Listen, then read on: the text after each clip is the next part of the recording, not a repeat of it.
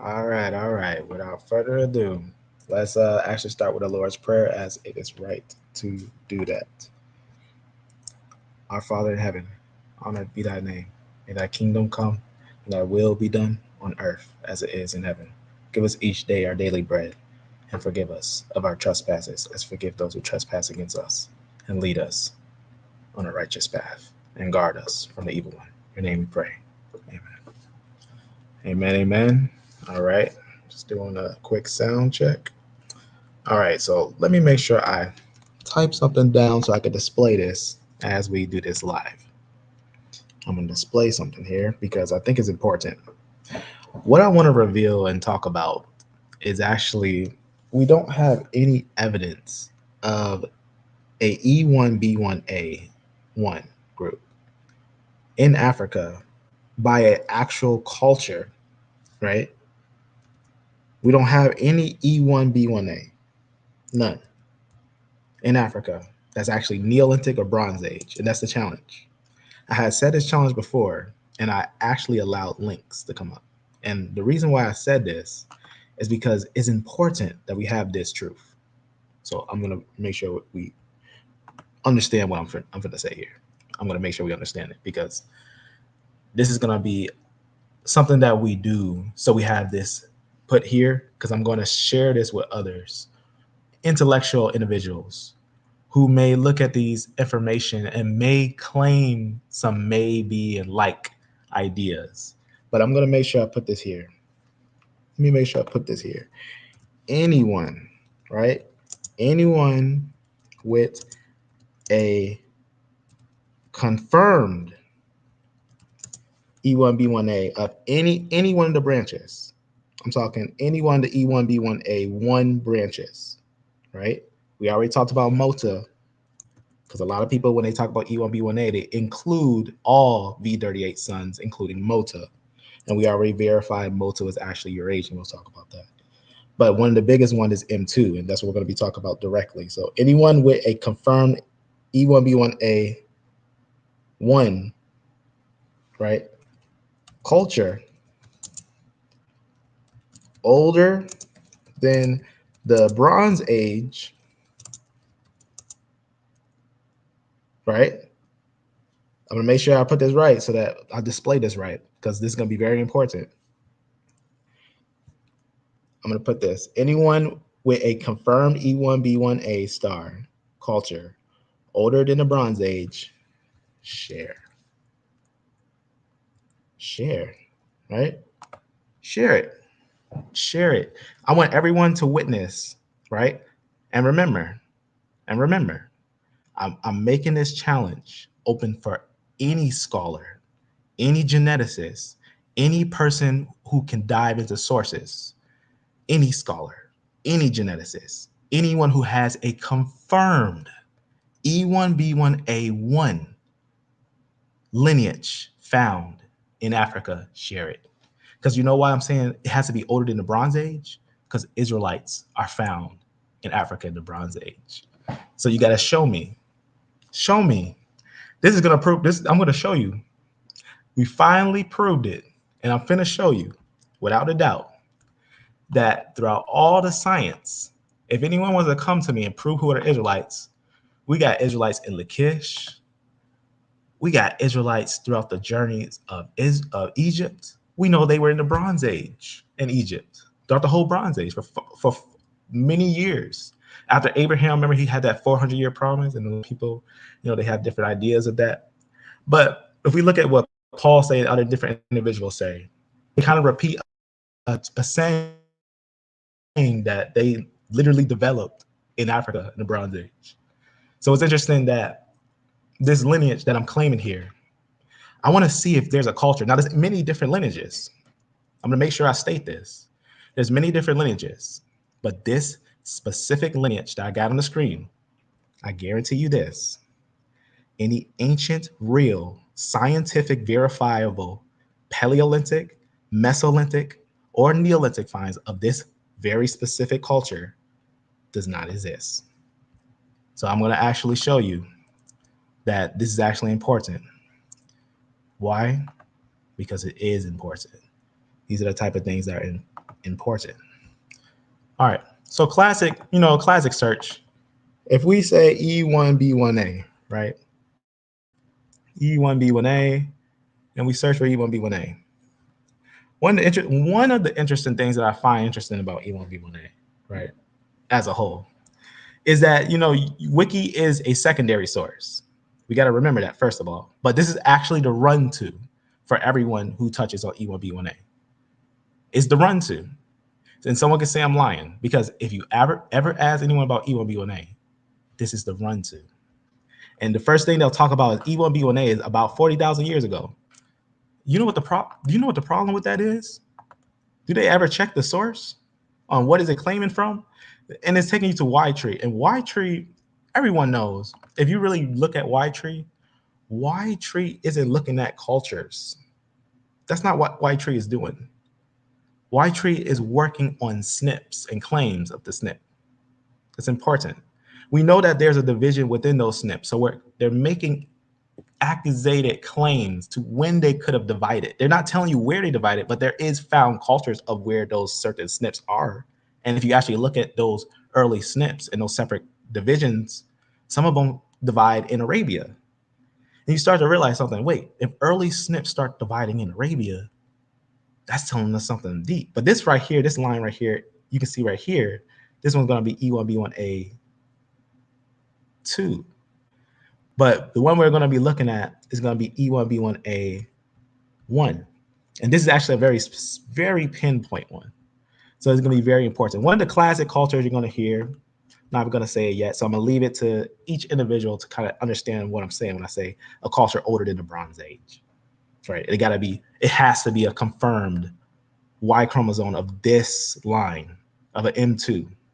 When I say E1B1A1, this is exactly the line that we're talking about. So this is the one that we do believe have ties to the nations of Israel. That's the one we have found before. Now, what's very interesting is a lot of people, they find them usually in certain cultures, and they'll say that they're only in certain cultures, but they got to look at those cultures that they're talking about very carefully, because a lot of those cultures are with multiple haplogroups. And you got to find out how did those haplogroups get in this culture, and which one is the original culture of that culture, right? Which one's the haplogroup that started that culture, and which one was later developed.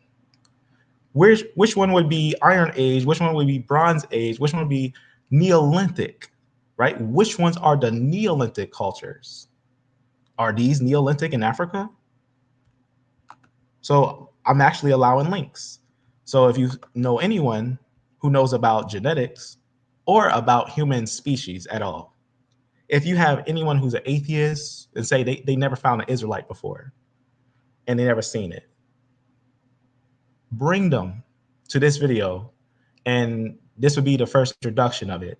And we will have a continuum of the most scholarly and the most scientific in-depth study of a genetic fallacy that is constantly used. Let's look at what we're talking about, for example. Let's go back over here. So now we got a good understanding that it's telling us about the SNP of what it could divide from and when, but we don't have a culture yet. Now, what's interesting, if we dive deeper into these certain SNPs, it's going to tell you about the certain SNPs, right? So the certain one we want to look at is M2. Now, M2, we already know this is Wiki, right? We got to remember, Wikipedia is a free encyclopedia. Now, we already know that's going to be a secondary source. That doesn't mean that it has any uses. It just means we have to look at the sources carefully. Don't take the claims as authoritative, but take the claims as a lead to understand the source. So if we look at, for example, where it says possible place of origin, now this is where most people go soon as they think about, right? Soon as they think about the line E1B1A, they'll think about the place of origin. We got to look and just see it says, oh, Africa. Yeah, everyone says Africa. And then they kind of think about what culture would that be. It's interesting that they claim where it says possible origin time, it'll say about this time frame. And then we'll get just an M2 from a Y tree. Why doesn't Wiki actually use a real source, like a scientific source, like something that shows a E1B1A in Africa in this time frame, right? Because I mean, we found, if we're saying, we got Neanderthals and the Sovans, we get all those things. What haplogroup are we claiming that this one would exist with Neanderthals and Denisovans, right? And then it says, it tells us a little about the age, and then that's right there. It's still using the same Y tree. You know, this is using the Y tree. This one's using the Y tree as well. You know, it's not really going to tell you anything at all. And now when you look at some of the sources, for example, right here, you can look at this where it talks about the frequency. Now, what's interesting is that frequency is taking modern location, like where people are in modern times. But let me actually reveal an understanding that is important to understand about this lineage. The most that this lineage exists is in the Iron Age, right? Iron Age is where it starts to diverse. And some people, they start to notice that it does go into Africa in the Iron Age, but something is actually important to know about the Iron Age. Who doesn't go into Africa in the Iron Age? That's what's really interesting when you think about it. There's no doubt about its multiculturalness. Because we had many different Ethiopians coming out, we had them going in, and the Ethiopian word actually meant black face. So a lot of times you'll have different individuals that start to mix, become one, and you'll start to wonder who are who and what are what. But what's interesting about this line, the reason why I think this line is interesting, because a lot of times you'll see these basic maps right here. These are a modern output of where someone would be, right? And you'll wonder, would some of the nations have moved in and out in different areas? When you look at this line a little more in detail and you find out where it could actually be placed, and we look at some placements, for example, E, right here on this little spot right here, you can actually see in the green, E actually has a lot of locations in the areas of this middle culture. It's like a middle culture. The reason why you got to look at the middle culture, because we all know that's the Fertile Crescent. And if we start to get an idea, you know, if we're starting to see more societies living around the Fertile Crescent, and we're looking at the Bronze Age, Iron Age cultures, we got to look at those cultures in reality. You know, we can't just claim that we just know all those cultures, haplogroups right off the bat, and we got to just claim that we've seen them all. But no, let's take a look at them and actually understand what's actually there. Because what we actually start to realize, going more further back, the lands change to more fit to the time frame. Like, for example, like what we see today, we got to remember there's been different invasions, different movements and things like that. That's caused a different change in those lands. But because of those changes, a lot of people don't account for the ancient historical changes and take the whole picture into account. So as you can see, even in this picture, the E is in orange. So we can see this E lineage having a large spot also in the areas of Arabia, and obviously in areas that we will see Syria or Aram, Damascus, and Libya, and obviously Mesopotamia as well. But we just get a kind of a quick scan through of this one and kind of just see that this E2 is right here. And what they use on this little picture is also very, what's the word I'm looking for? Is very, how do you put this? It's kind of like if you wanted to sell ice cream, right? And you're selling it for $1. You're selling it really cheap. But on the label, you kind of put like this really chunky piece of ice cream, and then all of a sudden you open it and it's just this little small section. And it's just smaller than you thought it was. And that's what this actually is, because what they're using when they're using this study, they're just putting a study that they just recently got. And what's interesting about the study, you got to look at it careful. Let's actually go directly to the study. This is what's interesting about this study. Let's actually read a little bit about it, and then you'll realize something that's actually been a major deception that's been used. The peopling of the last Green Sahara, revealing a high coverage resequencing of trans-Saharan, basically talking about the parental lineages. So let's take a look at that real fast. First, right off the bat, what I like to do is look at the primary, just the major sources, right? The primary sources and stuff. There's a lot of details on this, and I'm gonna point it out on this one because this is one that may lead someone on a trail of, what's the word I'm looking for? You're selling them, you're giving them an illusion You give them something that isn't there, and it's kind of like it's feeding something that was a claim. It's feeding a claim, right? It's kind of like a claim, right? It's a claim that has no like actual like ancient connection. That's what is important, because it's using what is using is modern people. That's what this is actually is using. Is using modern people, but it's going to be really interesting. So if you notice, look, you don't really get what I like to do is when I notice on these, I notice something that's always in combination with the things. I'll notice if it's modern or recent. And what I started to notice is that a lot of these were recent. And I was like, I mean, we're talking about the ancient Green Sahara, like Neolithic time frame. And I'm like, are we going to look at like any, like, do we have any Neolithic finds?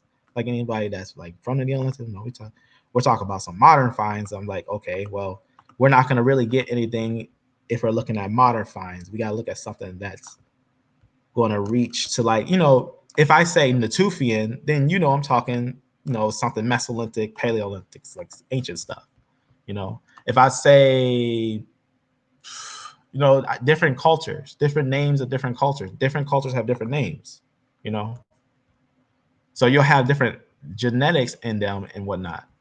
But I noticed there wasn't much on this. Right? There was a couple of trees, there was a couple of different things, a couple of different claims on the snips, but there wasn't like any like Neolithic comparison. There wasn't like, oh, we got a Neolithic find, but we later did in 2020 that I'm going to point out. That's kind of interesting. And the reason why is because it's going to have to do with some understandings of very important combination of things. Okay. All right. So those are that source. These are their like major primary things. But I'm going to show you what they claim based on these things in their thing. And it's going to be kind of why there's this like major misconception going on. So this is kind of just like a read through. There's really nothing here. Like it's not going through the haplogroup. It's just kind of like going through what we just like seen. And then look, it goes through those like tables, and it just kind of like tells you like what happened on those tables. And it's really nothing. Like they really aren't talking about anything. Like it's kind of like one of the most important things I'll show you to note is you can just see with the haplogroups. I'm going to point something here. I'm going to close that for now. In fact, I should leave it open for this piece here. I'll leave it open. All right. I'll just close that. All right, just close that there. And then let me just show you something here. All right. Let me just put this so I can do this. Try that again. Well, let me just search it on here because I know where it is at on this. This thing has been searching. Let's just find it ourselves since I don't want to search it. All right. So you can see it talks what it's talking about, right? So like I said, no one's showing any sources of any actual confirmed finds of E1B1A1 in the Neolithic before the Bronze Age. But let's scroll a little bit through this and kind of point something out. Now, they get a little quick ideas of, we know that the Green Sahara, like there was a drying in the Paleocene. There was a drying in this time frame, the transition from basically going into the Bronze Age from the Neolithic. We know there was a drying that had happened. And that actually was that's interesting because it shows us who was in Africa for a long time. We know that had happened. And it would link us with ancient lines. Like if Natufians had moved, right, 12,000 years ago, we would have found some going into Africa. And that's why E1B1B is actually interesting, because we know that one's Eurasian because it has connection to Natufians without a doubt. And it has connection to, Iberasians or Iberosians, which are what I say as Iberasians, or the ones who are in basically Israel, the areas of Israel, or in Syria and Mesopotamia, moving into the areas of down Spain into Africa. And those kind of interchange. But E1B1A doesn't kind of move through there. But there is a E1B1 within that group. I had pointed this out in the Natufian group. There's an E1B1, which is highly pointed out by many geneticists, right? You'll see them connect the Natufian with the E1B1 to the V38 because the V38 makes what's called an omic. And we know the Natufian are connected to omic groups. But that's important because E1B1C was under E1B1B at first. But then E1B1C switched to E1B1A. That makes E1B1A also Eurasian. Why? Because E1B1A2 was MOTA, and that's the one we will talk about a little bit that we actually confirmed from a geneticist that is Eurasian. And we also had confirmed that E1B1A was not in any of the African areas in the Neolithic. But let's kind of point something out that's interesting here, right? So it just talks about after the African, basically that humid period. It just talks about some things. We're just gonna go down, just talks about the weather and stuff. And let's talk about what's gonna talk about here. Now look at what it talks about other lineages, right? It says in the northern area, they says obviously they got some J's there and some E1B1B's there, right? And they talk about they're linked with the Neolithic expansion. They say in the Near East. Why? Because J had to migrate down, not just from the Middle East, but from the Caucasus Mountains. You have to know that Mesolithic J's are found past up Russia, close by Finland, Mesolithic, right, and Paleolithic, by the Caucasus in Russia and Finland. And E1B1B is connected like Northern Africa and Middle East, without a doubt, like Neolithic movements. You can connect that with like many different cultures in between in the Neolithic. So E1B1B is like, there's no doubt Neolithic time frames like E1B1B. You see that line moving throughout areas of basically the, let me actually open up a map here because it wouldn't make any sense to do this while also pointing this out on the map, because sometimes seeing this visually can really set an example. It will really set an example to see these things visually as we continue on. So I'm gonna let this thing open because sometimes this map, I need to stay on this page, let it load in. Something like this real fast is I can wait. No, I can wait. All right, so let's take a look real fast of what's happening here. So remember, they're talking about obviously J had moved down there in the Neolithic, E1B1B moved down into the areas, right? So J would have did this. I guarantee you, by actual genetic culture, I can show you J did this. This is what J did. So after like an early beginning, a lot of lines had spread, filled the earth, and there was a disaster, Neolithic bottleneck, right? Cut down to the short part. Before the Neolithic bottleneck, J had moved up to Finland, went over here, became multiple cultures, diversed over here and diversed over here, and then came back to the Caucasus Mountains before the Neolithic. That's basically what happened in that time frame. And then they end up making their way down into these areas. And E1B1B end up, for some reason, whatever diversity had happened, they had started around these areas, right? So all these coastal areas, that's what they was at. And they had these areas too. So they had a lot of these areas and they stretched over these areas and they started to reach over here. So they had these coastal areas. But it's important to know A groups, A and B groups reach deep down. Like they reached and coast and bit on these areas. That's how we know like A groups are actually Neolithic. And sources talk about A groups as Neolithic groups. But this is just kind of an introduction because we're going to focus on E2. Remember, this is what's important about E2. Let's kind of go on and read a little bit about it. It goes on to E2. It says E2 and B. Now you got to note B is actually, we got B Neolithic time frame in Africa. But let's talk about E2. It talks about some of those groups in Africa. It just says this: in most regions of sub-Saharan Africa, the observed haplogroup, right, distribution has been linked to the recent, so this right here, linked to recent 3,000. Let's pay attention to what it's saying here. What's only 3,000 years ago from now? It'd be about the Bronze Age. What happened? What happened about 3,000 years ago from now? Right? Abraham exists about 4,000 years ago, right? If you're taking kind of like the biblical concept. And about 3,000 years ago, Israel was in Africa. Israel was in Africa about 3,000 years ago. They had to been dealing with areas of Africa because we know that during the Exodus, they were sending Israelites down the Nile.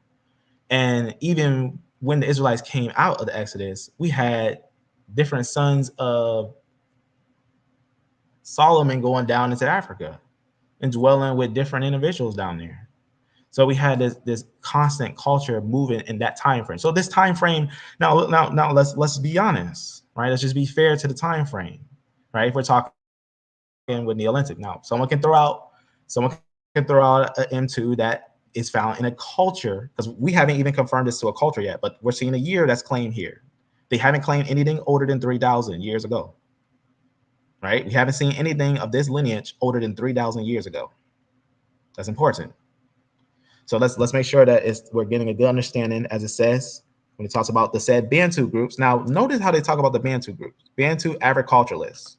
Now, why is this group always linked with the Bantu groups? And you gotta study the Bantu groups carefully, because which group is older in the Bantu groups, and who is actually, by the wide genetic group, the oldest Bantu? Even though we can see which Bantu group is the modern highest percentage, which one was in the Neolithic or in the Bronze Age or in such times that we're claiming which where the Bantu would exist. But notice it's only 3,000 years ago in the Bantu. So this would be a 3,000 year ago Bantu. So that's only like after 1000 BC. So that means this group would be in the Bantu group, enter into the Bantu group in the Iron Age. That's important. So which brought E-M2 subclade from Central Africa to East Africa. So obviously, if they came from Central Africa to East Africa and to the South, right, that means they expanded down there. That means they had to come from somewhere else. Because unless we can connect that group deeper into Africa, then we can go deeper into Africa. Well, we can't. We can't connect that group deeper into Africa because they've been trying to. And guess what? They ended up finding out with that B group that we seen there next to it. They found out that was older. They found out that was older on the 2020 study that recently just came out. They wanted to expand deeper into those Bantu groups, like literally deeper and deeper, and to really understand what's happening with those Bantu groups. I'll let that note see if it's gonna open, what it's gonna do. But let me tell you something what they found out about the Bantu groups. None of the sampled individuals from Shumlaka, which are Neolithic and older groups in Africa, none of them are closely related to the present day. That means that the groups in Africa now replaced some type of group. That's what that means. I'll just close that because that's taken a while. So we know that E2 is in the Bantu group. That was only there, said 3,000 years ago, Iron Age. Okay, and you see that, as they say on the contrary, the sub-Saharan distribution of BM150 seems to have more ancient origins. So that means that E-M2 is younger than the more ancient origin of B groups. Okay, since its internal lineages are present in both Bantu farmers and non-Bantu hunter-gatherers, right? That's very important. Okay, that's very important.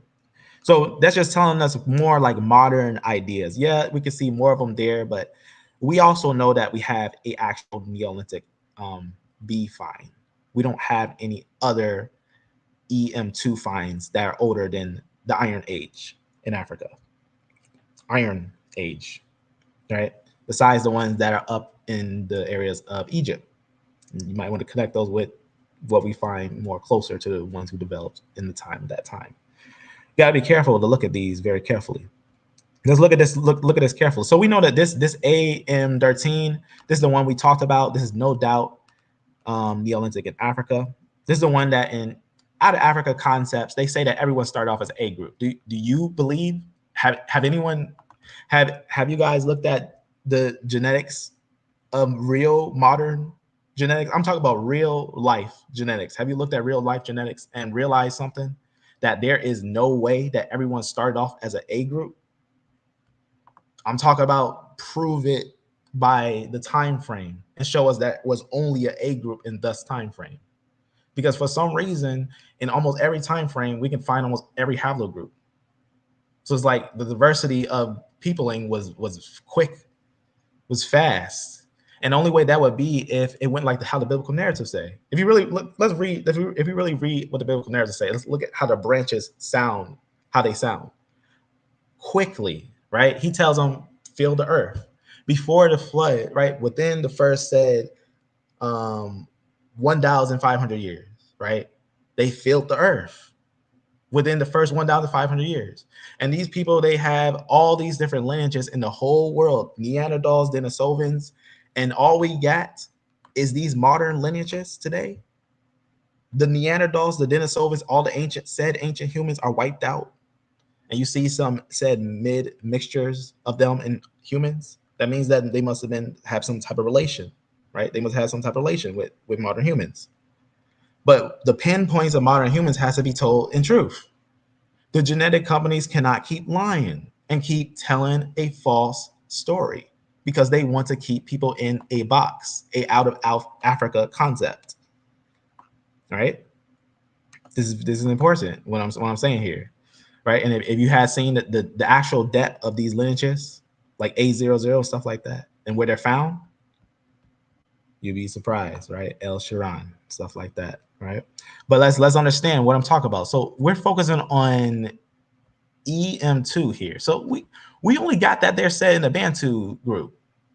That's not that is very important. That's not that old because we're still going to get a good understanding that this EM2 lineage, as it keeps on going on, letting us know about different things that they go through and everything. We get a good idea of what they're around, right?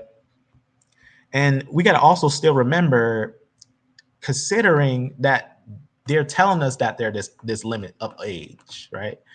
But what's interesting, this limit of age, this limit that they have up here, right? When they talk about EM2, when they talk about how old he actually is, right? But the interesting thing is this is also still a claim.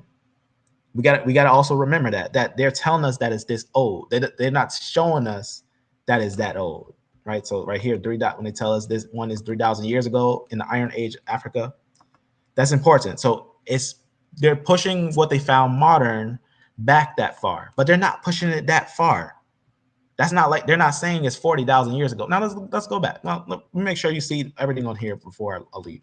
Right? They just got some little accusation things. They already tell you to claim, right? And they do the little snip thing. If we actually look at EM2, right?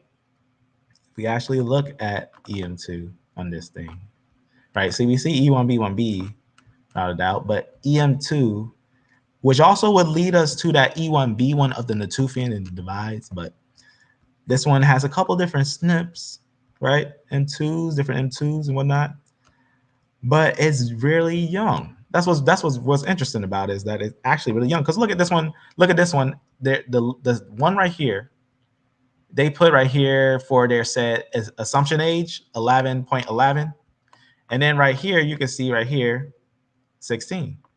Now what's interesting is that E1B1B, like I said, is much older and has some credence to, like, we think what are Israelite lineages and stuff like that. But let's get a good understanding of what's happening here. Okay, so what's happening with this year? Did you see anything that showed any of this? I didn't see none of that.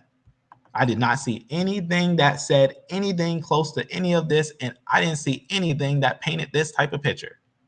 I didn't see none of that there. So this is the run-to of all people.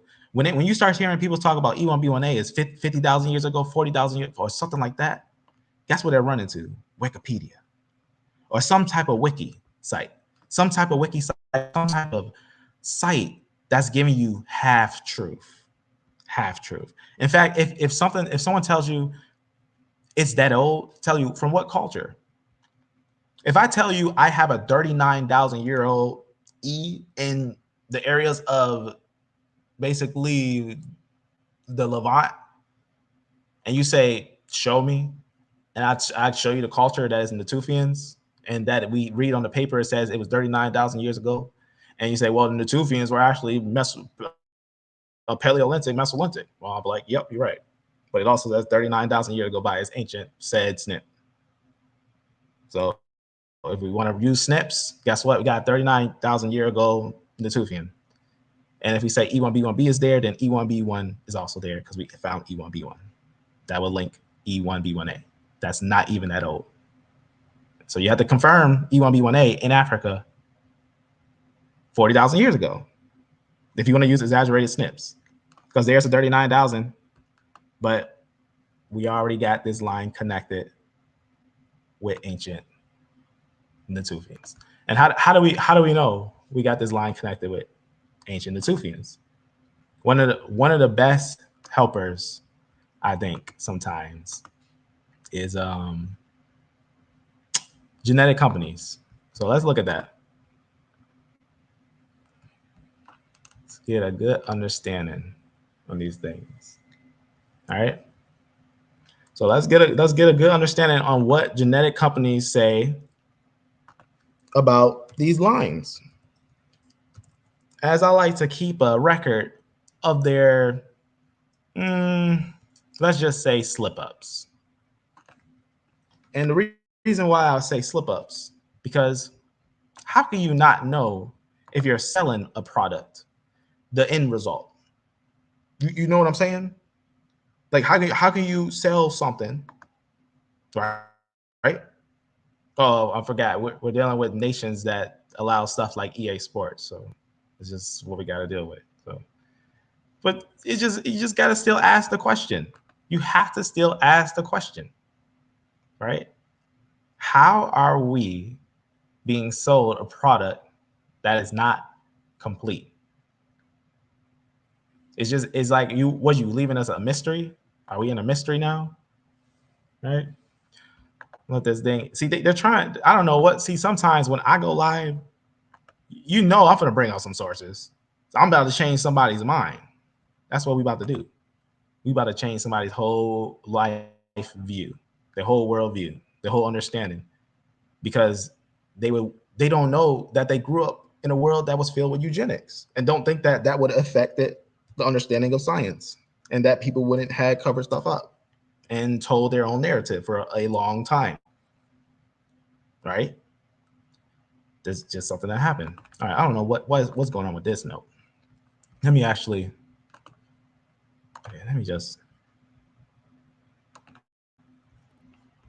try this. I'm going to try this here.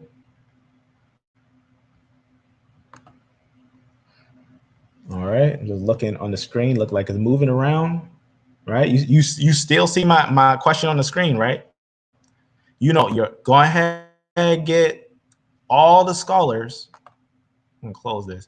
Go ahead and get the best of the scholars, right? The best of them. Get the best of them, and tell them come explain this. Come explain why they still believe this lie that E1B1A1 is actually said old in Africa, and they don't believe that these individuals that are saying they might be Israelites might be. They just might be. That's what is being found from these Egypto-Nubians. All right, so let me make sure this works, because I had to switch up because we gotta bring this source out.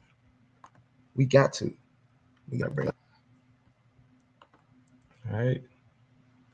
So if you know these notes right here, these are massive notes, and I pay for these notes. And I'm not boasting on anything.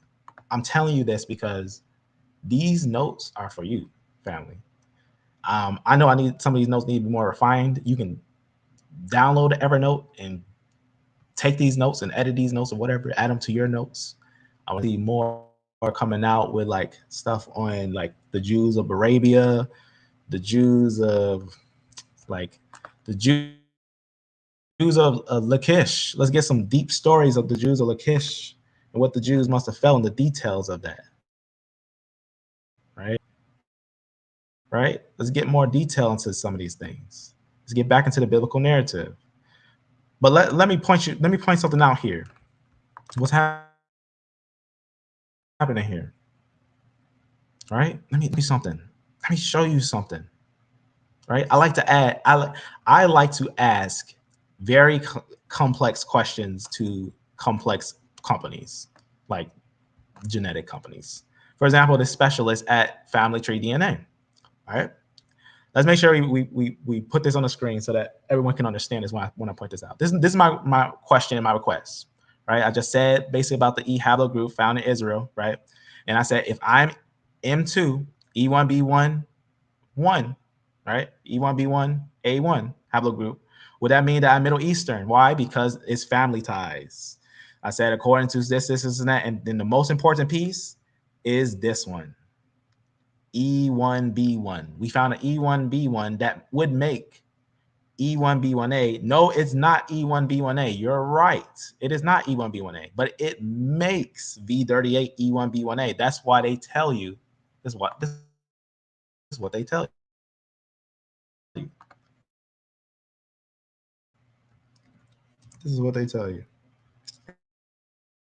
They tell you Omic speakers are third Eurasian. Right? They even carry some haplogroups of other groups and whatnot. And it says Natufians were entirely Eurasian. They carried some E groups among them and whatnot. But what's interesting is that they connect omic groups. And if we actually notice something, let's go back to the E groups over here. Let's go back to E1B1A. E1B1A's direct brother, which is actually still an E1B1A, which was the one that was moved, which was once MOTA, is actually going to be right under V38. So here's V38. So that's actually E1B1A. So V38 is still E1B1A. And underneath it is this line right here, which actually would tell you, right? E1B1A, as we know right here, this is still E1B1A2, right? Had the omic speaking groups. So omic speaking groups were what? Omic speaking groups had some Eurasians. We know that the omic speaking groups had some connections to Eurasia. We also know it has connection with Ethiopia. So that means Africa and Ethiopia, Africa and Eurasia has connections. So that's important. All right. So, and even if this line started in Africa, to find it in Eurasia means that transition happened. So it says, as there are no older finds of E haplogroups I found outside the Levant. So what I'm talking about exactly is E1B1A1. Right. So let's just get right to their question. Because what I did, I also put the reason why they if you just asked like this, they would have just like, no. But this is also what I added on to make sure they were not going to half cut it. So I said, so again, seeing E and its root CT, which breaks to CF, because that's when they had CT here, if you know, these had became an E1B1B. But this is obviously, if you know very well, as sources are and as the time is, you use the sources that you have for the time skillfully and in compression to get what you need, which is truth. So breaks to CF is found in the Middle East in fossils. So that means ancient times. Some say fossils have to be 10,000 years old. We can go over that, but I'm not going to right now. If I'm of E haplogroups, I would, so see how I said E haplogroups, I would be linked. I would be linked. I didn't say, would I be linked? I said, I would be linked to the ancient lands of the Middle East, correct? Let's go. So remember my first, if you know, if anyone's in school, what they tell you how you write a paragraph. You put the question, you put a bunch of things in the middle and you restate the question. This was actually a restatement. This E group statement question was a restatement of this original question. The E haplogroups found in Israel, if I'm of M2 E1B1 A1 haplogroups, would that mean I'm Middle Eastern? So then I hit them with the middle family. Why? Because we know that the middle family has families in areas of Eurasia. And it says, if I'm E haplogroups, I would be linked to the ancient lands of the Middle East. Correct. Look what they say here. E-M2 is common through sub-Saharan Africa and also in the Near East. So it could represent a back migration from the Near East. And they're connecting it to the Natufian, right? It says that alternately, that same basal population that led to the Natufian. Why? Because E1B1 leads to the Natufian by the ancient finds. And no one can just say no, because we have E1B1. Even if we just had E1B1B, we have E1B1s in the Tufians. That would tie E1B1A by family ties. That means that they would have genetic connections to the areas of Levant. But the best thing is that we got E1B1 in the Tufian. Those E1B1 stayed E1B1. They would confirm E1B1, P2. That's what made it very important. So they just say, they go on and say, this is what makes it really interesting. This is why I found it so valuable.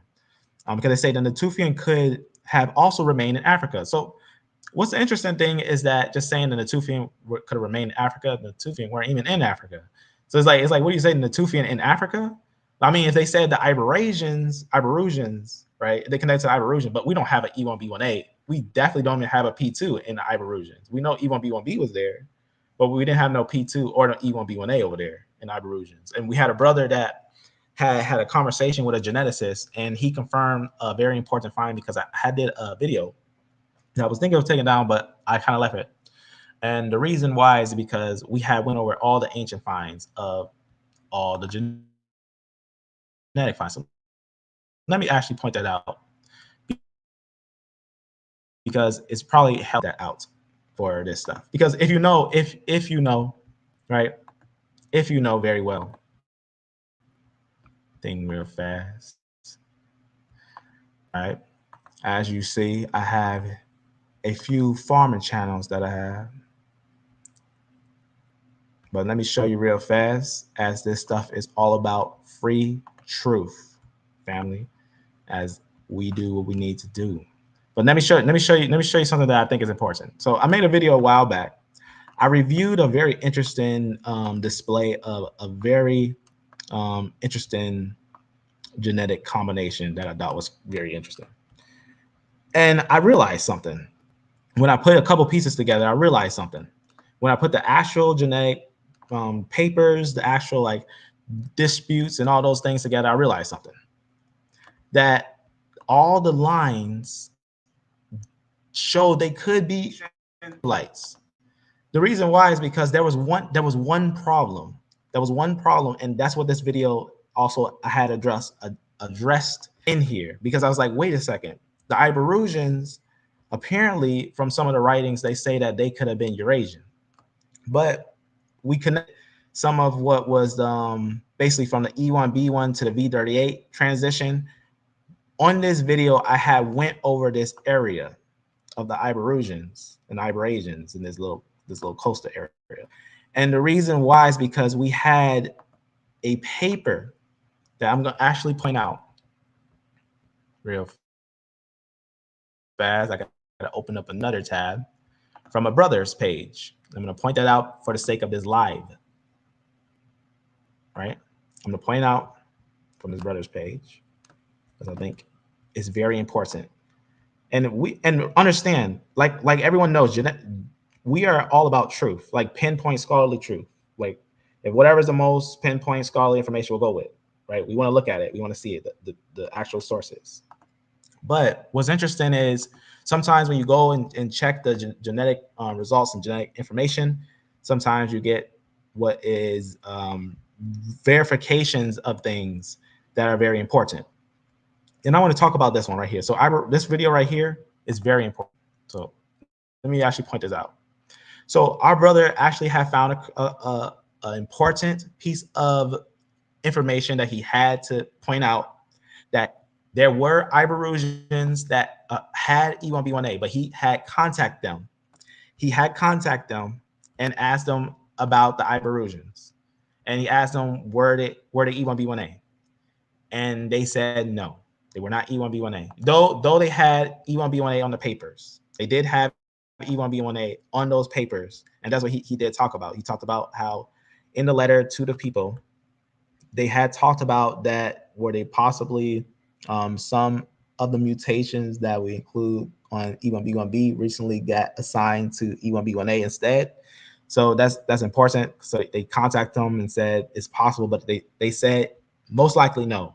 That a lot of those E1B1B groups, and they had an E1B1A there, and apparently there was no E1B1A confirmed in the Iberosian culture.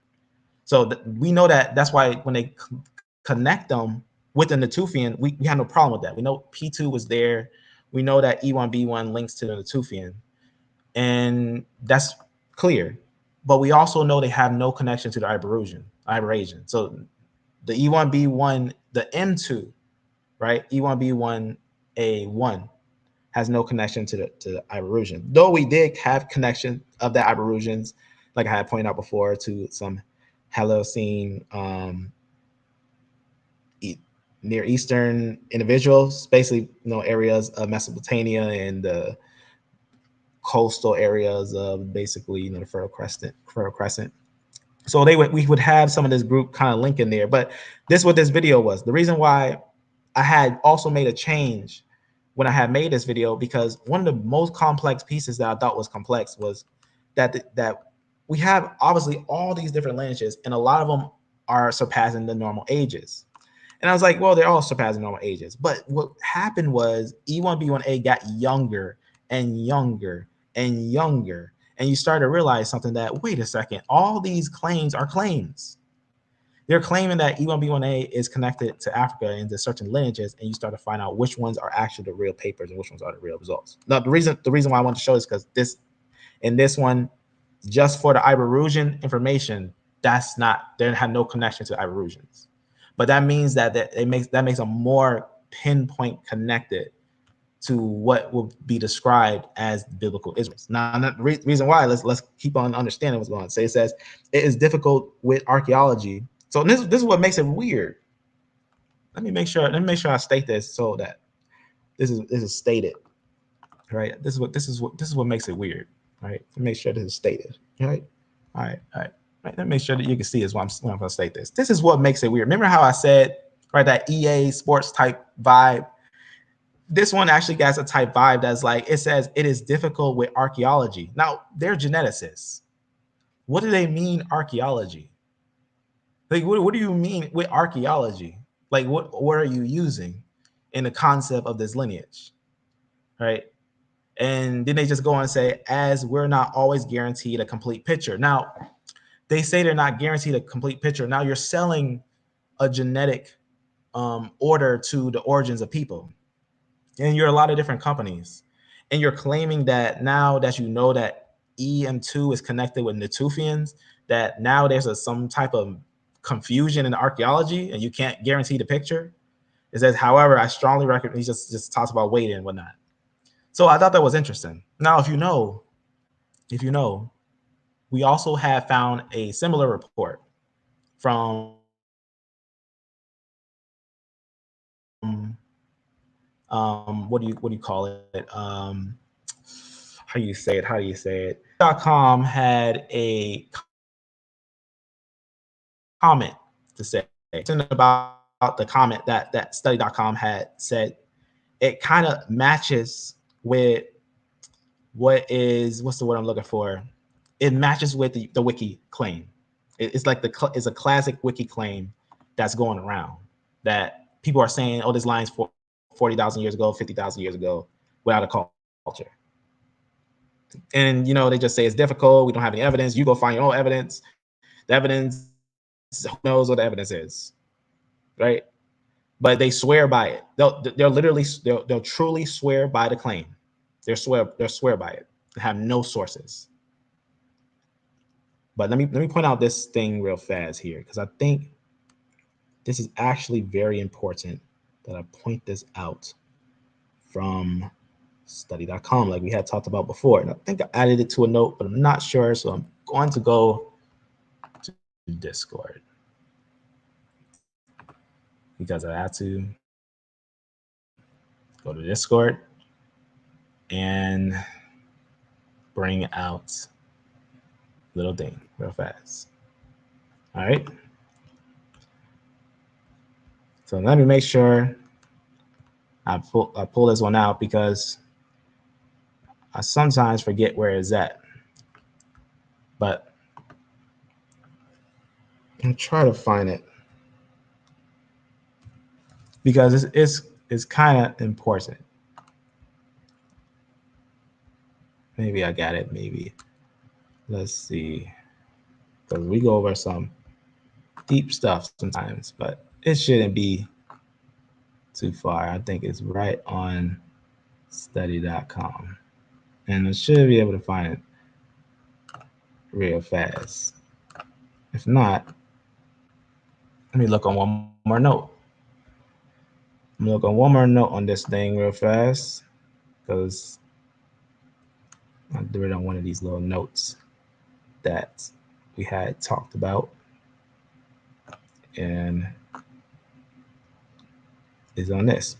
Now the reason why I want to point this out is because real factual information, right? We just seen that family tree said, hey, you know, it does have connections to such and such, to the Natufian, yes, to the P2. We get it. It's connected. And it is indeed that it could have a back migration. Now, why would they say that if it wasn't true? Right? If it had no way at all of a back migration, right? They had dozens of cultures in Africa in the Neolithic. They'll say, what are you talking about? Stop it. They'll say, well, the Natufian, yeah, but in the mid time, they'll say in the Neolithic time frame, we got such and such and such, or Mesolithic. They'll throw some high number, something, some culture, but they don't. They just don't, because they don't have one that's that old. All right, so I think I didn't put it on this note. I'm gonna go to one of the brothers' channels. Let me just close some of this and move some of these real fast. All right.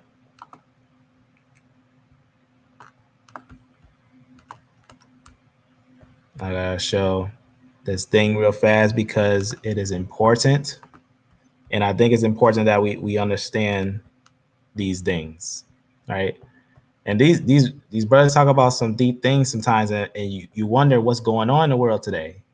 You wonder. But let's point out. So this is really interesting, right? It just says a little bit right here. That's kind of interesting, where it talks about the ones in the Mizrahi lineages and whatnot. That's really interesting. And some claim with that 40,000 years ago. Some say that 40,000 years ago is really, really interesting and whatnot. But I'm gonna leave it like that, because if you've seen it, we had talked about it before. I could point it out because we literally just went over it in a video. Maybe I should point out in the video. But the reason why these are important, because all these are actual factual source finds.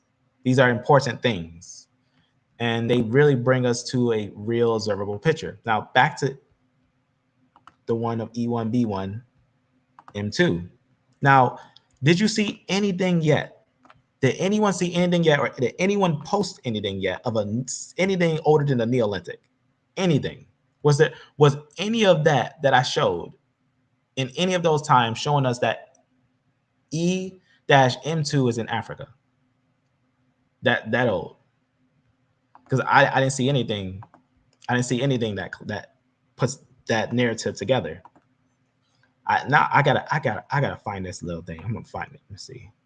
We went over a lot of stuff sometimes, but I'll find it later another time, and I'll point it out. I'll just point it out from this video. In fact, let me point it out from the video because I gotta point it out. The reason why is because what it reads. Right? We just went over this. It was right when we was going over the detailed information of the Israelites and the Exodus. So let me just go to it real fast and point it out. So on this little thing right here, we went over like the actual like pinpoint information, because a lot of times they'll talk about we didn't find any Israelites, they'll say, but they did. They found some at Lachish, and the problem is that they're Egypto-Nubian. They tie Egyptians and Nubians, And that's what's kind of interesting, because it kind of ties with a classic claim. But let me see if it's on this one, as I think it's important for me to make sure I point that one out. All right. Let me just make sure which spot that is. As you know, when we do these longer videos, there's a lot of information that we go over on these things. Right. We had talked about it being in certain areas. Okay, so here it is. This is right from study.com. All right. So as you can see, as it says right here, right, you can see it's an interesting question, right? Background on E1B1A haplogroup. They make a claim. So you see right there, it says, it should be noted, however, that E1B1A haplogroup originated about 40,000 years ago. There's that claim. They connect them. Now we know what they connect them to the Natufian here is, as we just seen, right, from family tree DNA, right? Family tree DNA have verified to us that E1B1A might have a back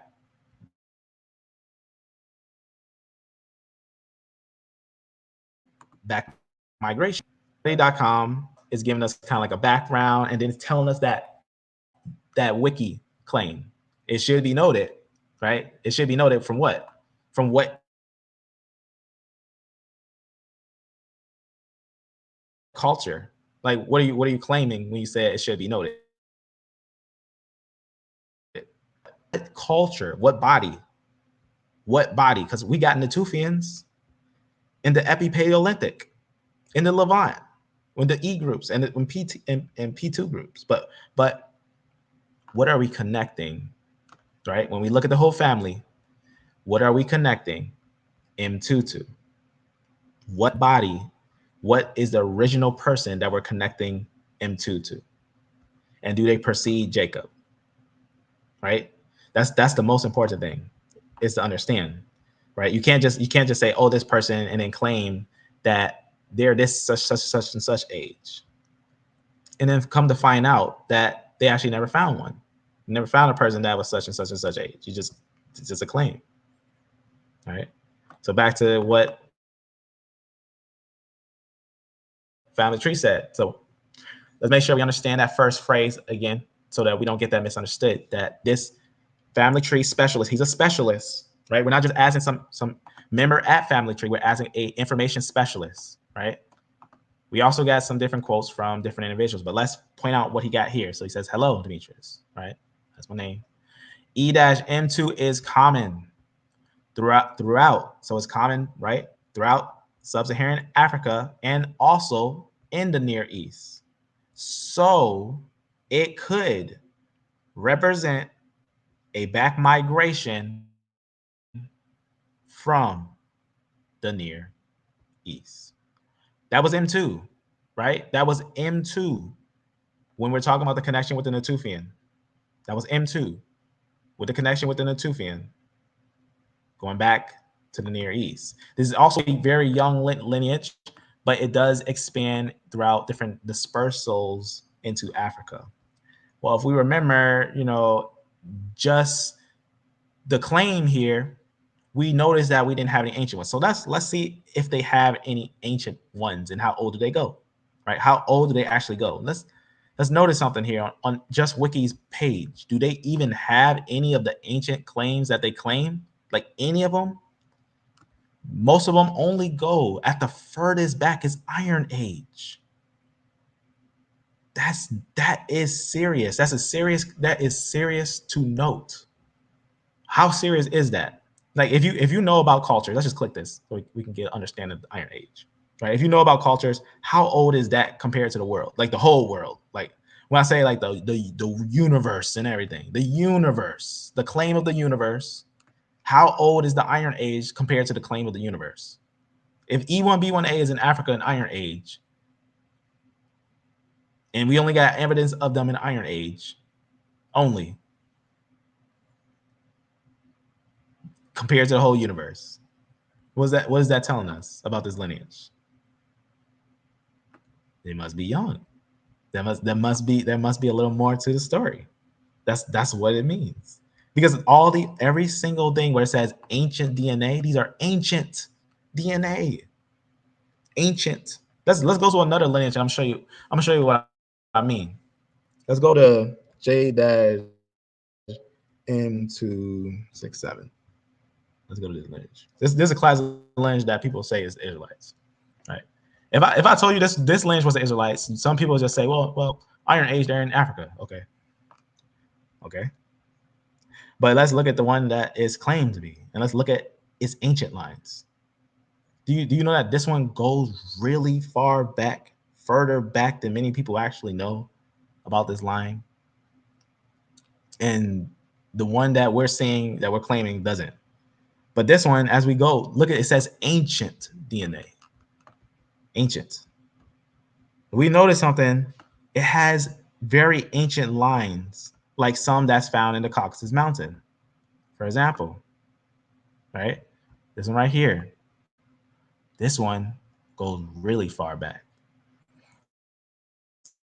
And it's, let me go back, because I want to go into it, and it's probably, we probably should, right?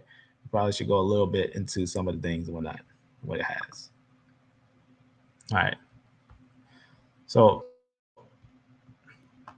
let's kind of like just point something out, because we can go a little more into it and whatnot. But it talks about some of the closest earliest European Neolithic farmers. So this is what's important. When many of people who claim that J is actually European, it is. Like it is. Like if we take in like actual science and stuff, like Paleolithic, Mesolithic to the Neolithic, J is straight European. And it's weird when people say that it's in the areas of Mesopotamia, but they don't realize that it was ancient European. It does go into Mesopotamia, but who doesn't? Right? Who doesn't go into Mesopotamia, especially like Bronze Age, Iron Age. The Bronze Age collapsed. There's like the sea people and all types of different lineages in that area. Right? The Coraxes invasions. There's all types of invasions in the areas of Mesopotamia in the Bronze Age. But this is like the origins. Like we want to find like the original area where people come from. You'll start to learn something. But this they'll tell you that it has ties to Neolithic farmers. And we know because we actually got like the bodies and whatnot. But I'm not going to go into now. But this, what's important is with M2, let's go back to its ancient finds. Do we have anything that's like Neolithic here? These are the said these are the said ancient finds. The said oldest one, they'll say ties to like Ramses, the third, which is like after the Exodus, and could have been who knows who from who knows where, right? Because almost everybody on the throne was almost every haplogroup, but it wasn't an M2. There's no Neolithic, Paleolithic, or Mesolithic M2s in Egypt. So this line is not the rulers of Egypt. So, but we do know that it only exists in the Iron Age when the Israelites are around that area. So that's kind of interesting, because we think Bronze Age is what we want to find. If this lineage is not Israelites, where are the Bronze Age finds of it in some weird places? Right? These are like, look at the dates on these. And even what's weird, you got to know this. The Iron Age in Africa apparently is younger than the Iron Age outside of Africa, but a lot of places say it's older and younger. It's like you get these different things. But look at the dates on some of their things. They don't even go into BC time a lot of times, and they'll still claim that it's Iron Age. Look, that's BP, before present, 1,000 years before present. What's 1,000 years back?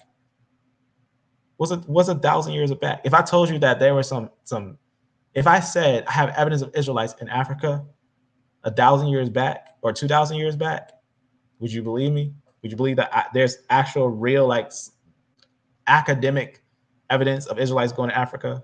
Because I can literally just read you the book of Jeremiah alone. The book Jeremiah 30 to the end is literally talking about Jeremiah pleading to Israel not to go into Egypt, down into Africa, because they go in there and then Nebuchadnezzar chases them deeper into there and destroys a lot of them and takes some of them, but a lot of them flee deeper into Africa because they go into Nubia during that time. That's why you gotta look careful at the 25th kingdom of Egypt. You might find some interesting things there. But that's what's important. That's what's important about these time frames, is that none of these are BC. And remember, Jeremiah, that's BC. That would be like almost 2,500 years back. So that'd be 2,500 BP. This is only 1,000 BP. This is only 1,400 BP. So those are the ones that were said in those earlier finds. But this is the source that everyone runs to. Even study.com. Even study.com. Even study.com uses the same source and runs to that for E1B1A. Not E1B1, not E1B1B, but E1B1A is the one that's claimed to be exactly found in such a time frame. And then notice they say, ooh, that's what we got. This predates the first Israelites who lived during the Bronze Age, and thus, only thus, not a specific genetic marker for Hebrew ancestry. See, I got them. Just like that. Drop the mic, guys. Well, where's the source? Nope. We don't need no source. Study.com said it. Wiki said it. We got them. It's done, guys. It's over with. They're not the ones. It's all it took was a written letter. Some people probably think I'm playing around. Y'all, if y'all know me very well on this channel, I do not play any games. So isn't it interesting? So make sure they come and read this that we're seeing right here. Right? Anyone with a confirmed E1B1A1 star of any degree, any level, any confirmed culture, right? Culture older than the Bronze Age, share it. Send this to your friends. Send this to the most scholar. Send this to your teacher. Tell them why you lying. Why are you telling us lies? Send this to your scholars. Tell them to come. And if they want to bring out this sickle cell study, tell them to show the haplogroup in the study.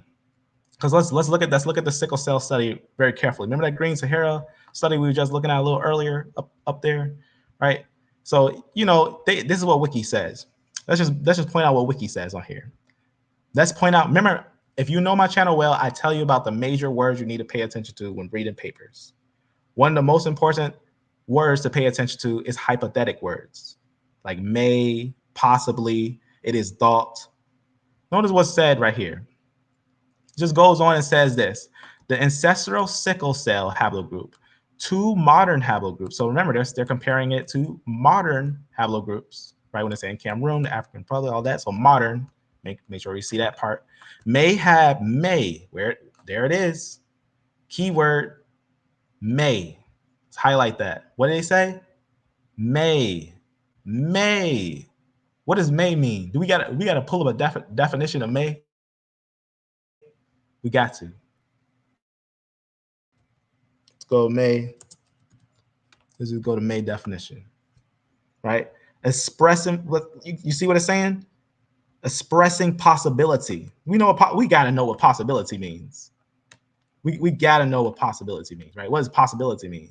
A thing that may, there it is, may and possibility being used in the same definition. Why? Because it's both made up.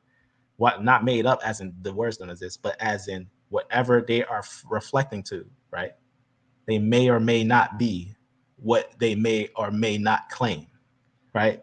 A thing that may happen or be the case, right? Look at the definition. It says there was always the possibility that he might be thrown down, right? There's a possibility he might. So let's go back and read that carefully with the proper definition of that very powerful and non-discrete word implied to these combination of a said ancestral sickle cell haplogroup to the modern haplotypes that may have first arose in the ancestors of modern West African bearing haplogroups E1B1A. So may. So they're connecting this group by a perhaps. Perhaps? Yes. Perhaps, sir. We'll spread that. That's all we need, sir. Don't say nothing else. Perhaps? No. Say may. That's going to be the key word. Make sure you understand the definition of these things, because you think it is, sometimes it's funny, but you know, this is what's happening in the background. This is what's happening. These are key words, very powerful, very discreet at times, but sometimes not too discreet, right? But it can change, it can really change someone's mind for this line. That may, and a connection to this, makes it sound like, oh, the sickle cell that's apparently said 20,000 years ago, possibly, as it says, though, possibly as early as 20,000 years ago, so possibly even stretching it. So they say 7,000 years ago, and they say, well, they could probably stretch it to that far. So that might be the middle of that 40,000, that 50,000 claim that we just claimed. Oh. I can't. Like I just, every time I go over this stuff, like it just, I can't play any games with these individuals that's lying. Like, what are you talking about? Like, how are you going to sell that? Make sure we understand what was being claimed here. Now, remember, this is wiki. This is a secondary source, but notice the sources that they're using, right? They're claiming those maize, but we got to remember what those sources. See, we already clicked this source. We already checked this one, right? We already seen that one. And here's another one. It's the same source. What about this one? Okay, this just says evolutionary history of the sickle cell mutation on a global genetic medicine. Now, this one doesn't really even go into a haplogroup. So I don't really know why, this one was really here, because there's really nothing here. I mean, it's a very simple little read. There's nothing there. That's what's odd. Is like, why do they add that on there, like to make it look like it's talking about something? Because it's not talking about the same thing. About the E1B1A, that's not what it's talking about. It's talking about a complexity of a bunch of different things. So I just went through it. I was like, what is it talk? Why did it put that there? Like to make it look more valid?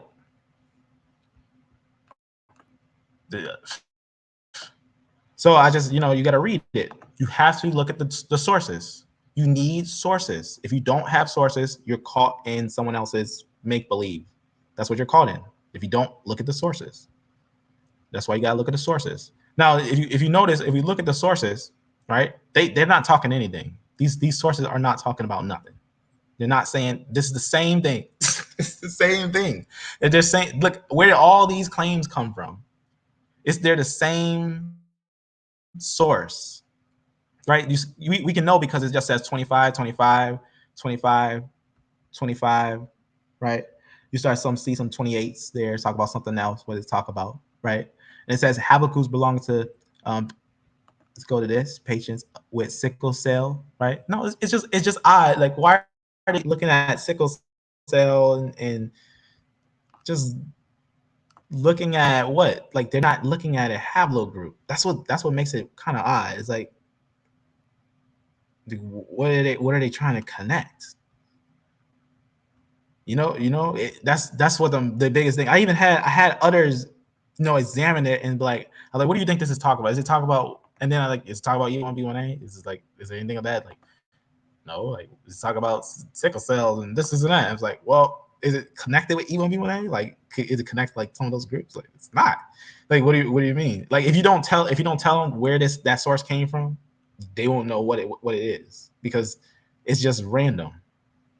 So even if I scroll down to their references, right, just to see if they have an ancient source, like an actual, like, something, because such a claim should have a solid source. It should have at least one, because populations are massive, right? See, I seen one was like Africa during the last 150,000 years. Obviously, they never claimed it to be that old, and we know that this source doesn't even match with any of that. But this source connects to something that they claim, and has nothing to do with the haplogroup. So that's what's interesting about it, is that it's just looking at like how old the world is even from the Wayback Machine and everything, which is still okay. It just shows that there's something that they would mention, but there's no haplogroups here. It just talks about some things of Africa, but it has nothing to do with any haplogroups. So it's like, it makes you wonder, what are they putting together to put these concepts of lineage together, right? So just to show you, that's the wiki page right there. That's their go-to. That's their go-to, and there's no source. None of these are actually a source, like with an actual deep culture. There's a lot of there's a lot of sources that came later on with may says, hey, this is possible. It's thought, right? A lot of different accusations that come out, like what they did with D0. They were saying D0, even though it was found modern, and say, well, it must be ancient there too. Nope, they started finding them in Arabia, and we know D had ancient groups in Yoman people in Japan. So it's like, we're talking like past Neolithic. So you can't compare a modern person to when you ancient find like that. You can't compare anything modern once you start to have Neolithic or Mesolithic finds. So we do not have, right? I'm asking for a Bronze Age. That's all I'm asking for, right? Bronze Age. Bronze Age. Right. And man, hit that like button for real, for real. All right. Devil troubles are loading process, right? Prayers are needed. Amen. Says new feel like that. So is it coming from realize that? But you actually Africans don't know where they've been at from. Do I know? We know. We know very well. All right, so let me make sure I put this back on the screen. So anyone with a confirmed E1B1A1, right? Star of any of the sons of E1B1A1, any of the sons, any culture older than the Bronze Age, share it. I'm talking a culture, confirmed culture. I guarantee you every haplogroup, every single one, R, T, J, I bet I can find one, Bronze Age, Neolithic, Mesolithic, and Paleolithic at times. Not with this lineage. I look very deep into this lineage here. And this lineage M2, these are the Israelites. If someone don't like it, prove it. Prove it. Prove to me that this lineage is older, or even to the claim. Prove to me that this lineage has a culture that is moving out in the areas of Africa before the time that Israelites are in Africa. Because remember, Africa is where the Israelites developed, in the African plate, right? I'm saying Israelites, right? We'll talk about the Hebrews, right? The ones of Jacob, right? When Jacob got the blessing, the name of Israel, they went into the lands of Africa, started developing down there, right? So that's what we know from a lot of these information, is that these information starts to show the truth. That's what these information start to show. It tells us the truth. That's why we got to be careful with this line, because we might end up finding that we're looking at just a short time frame and considering that, well, because of the modern connections, it couldn't have no maybe ancient connections anywhere else. But that's what's interesting when you start to realize the modern connections make sense, especially when you start connecting the story. Then you also find the line also outside of Africa. That's when it starts to make perfect sense of what's going on here. That there has been a misconception on who is who. There has been a misconception on who is who. So let's make sure that's understood. So I'll make sure to see how long we went. Let's see. We'll go to the 1 hour and 30 minute mark, maybe 1 hour, 30 minute or 2 hour mark. So everyone can witness as we do these things unbiasedly. Because I'm gonna be sharing this. And matter of fact, let me show you how many times we did it. How many times, but we still get individuals saying, they be in the background saying what they want to say, right? We still get individuals in the background saying, these individuals are such and such thousands of years ago, and they got no sources, none. They're running to Wikipedia, they're running to whatever source it is, and they're throwing out some high number, and they're saying, see, that they can't beat them because this, and that. They just don't want to believe that we found Israelites. That's what it is. But let me show you. Let me show you where I made the challenge right here. Right. So right here, where I said no E1B1A1, M2, Paleolithic, Mesolithic, or nor Neolithic Copper Age, none of them. None. When we did that, when I made this challenge from this day, no one dropped the source. Let me click it so I could show you. Right. So I put the timestamp for where it starts, and I put some sources in the description while I talked, and it was just I was just kind of like waiting. So this was a wait. That's what this was, and we talked about like the beginning of the stuff, and we talked about, you know, where would you throw in M2? Where would you throw it at, right? And we talked about some of the interesting evidence of some of your Eurasian finds, and we talked about some of the sources and how did the Bantu get called said Iron Age when they actually aren't that old, which is really interesting when you start to notice something about them. And we go over like the actual sources when they make their claims about these things and whatnot. And we found out a lot of it was just claims. And the actual ancient ones were like A and B groups in Africa in Neolithic time frame. And then I felt like, you know, if someone felt like, oh, we're just going live when someone else is not there. So I was like, we made the claim, so we want to go again. And we win again. And we usually do this just sort of like we can see what people, you know, what they have. And no one dropped the link. No one shared any actual sources, right? And I have now links allowed where someone can share links, where it says links are now allowed to be posted, right? And no one shared such a link, right? But we did point out all the ancient finds and what actually would be like the Iron Age time of Africa, or what they say is Iron Age, which is not that old. It's not that old, right? That's why we say some of their results said 1000 BP.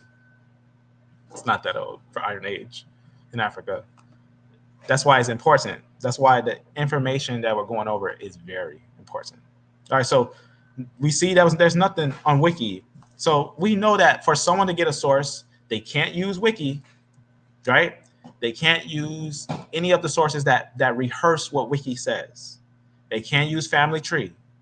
They can't use study.com, because study.com also, like we had went over, that's why we had went over it, because it also admits that same lineage are in Jews. That's what's important. What we talked about before, that's in ancient Jews. And we also found them in Lachish. So that's what's important, right? We had talked about this before.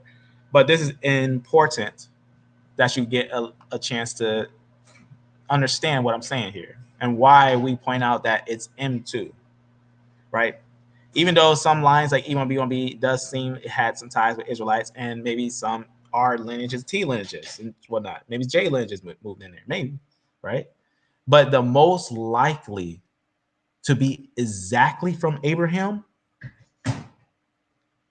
is what we find by actual finds that this line would have popped up after the Neolithic bottleneck.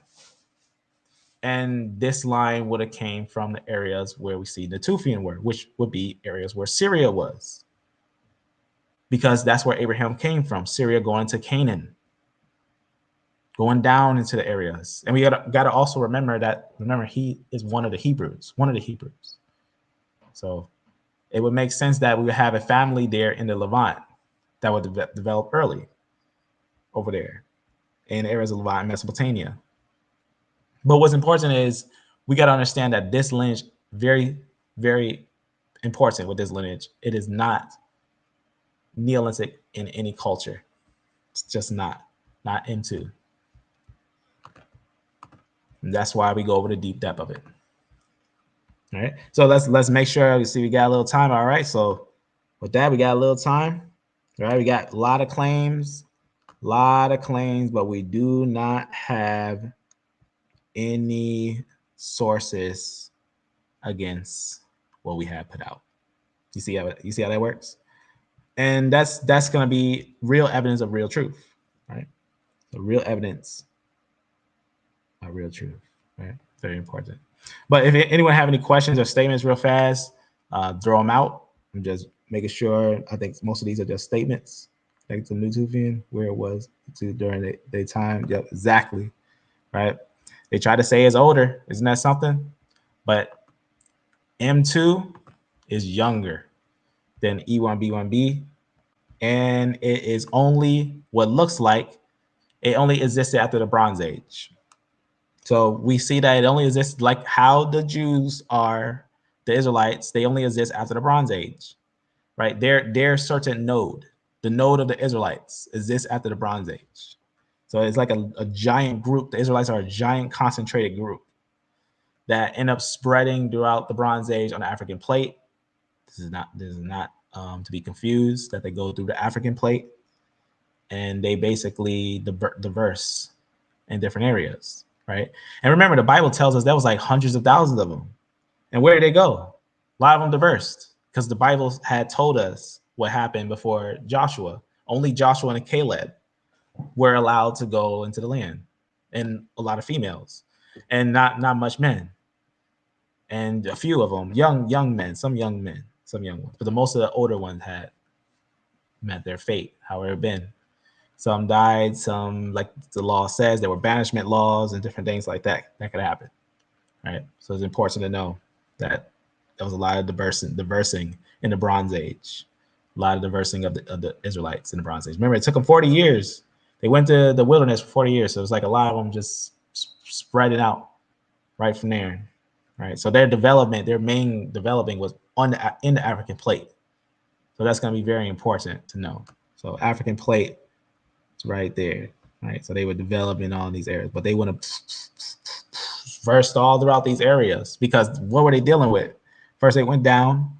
Some stayed around these areas, but boom, they were taken to different results of captivities, and some were sent down the Nile, and some must have escaped to different areas, right? We know Moses escaped, different ones escaped, right? There's a lot of different things happening. We know one woman sent her child down the Nile, right? That was Moses. So we know that was different attempts of escape happening in Egypt.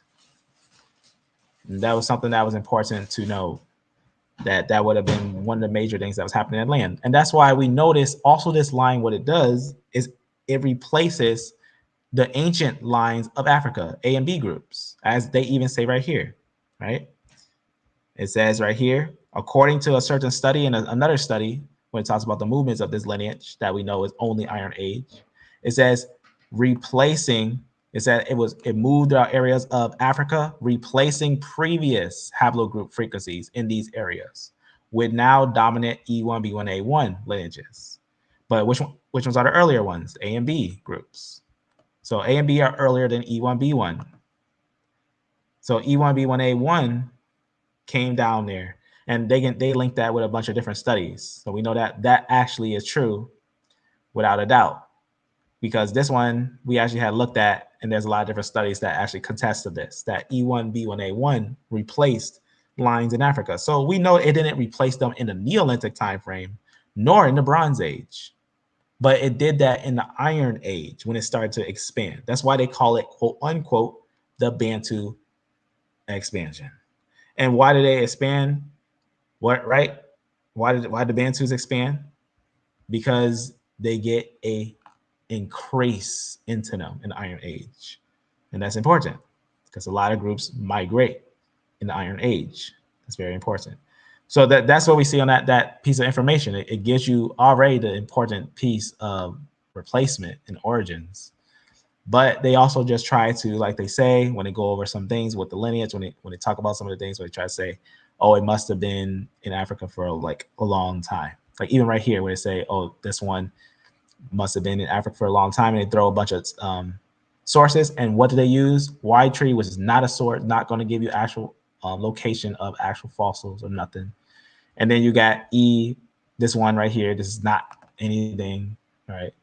It's just ISOGG, and it's not going to be anything. It's not going to give you like the location, nothing. It's just giving certain snips. And then they got right here that, remember I showed this earlier, that one of Africa 150,000 years ago, which has nothing to do with nothing with this line. And then this one, which is something about the Bantu expansion. And this one also, the reason I'm pointing this one out, I pointed this one out earlier.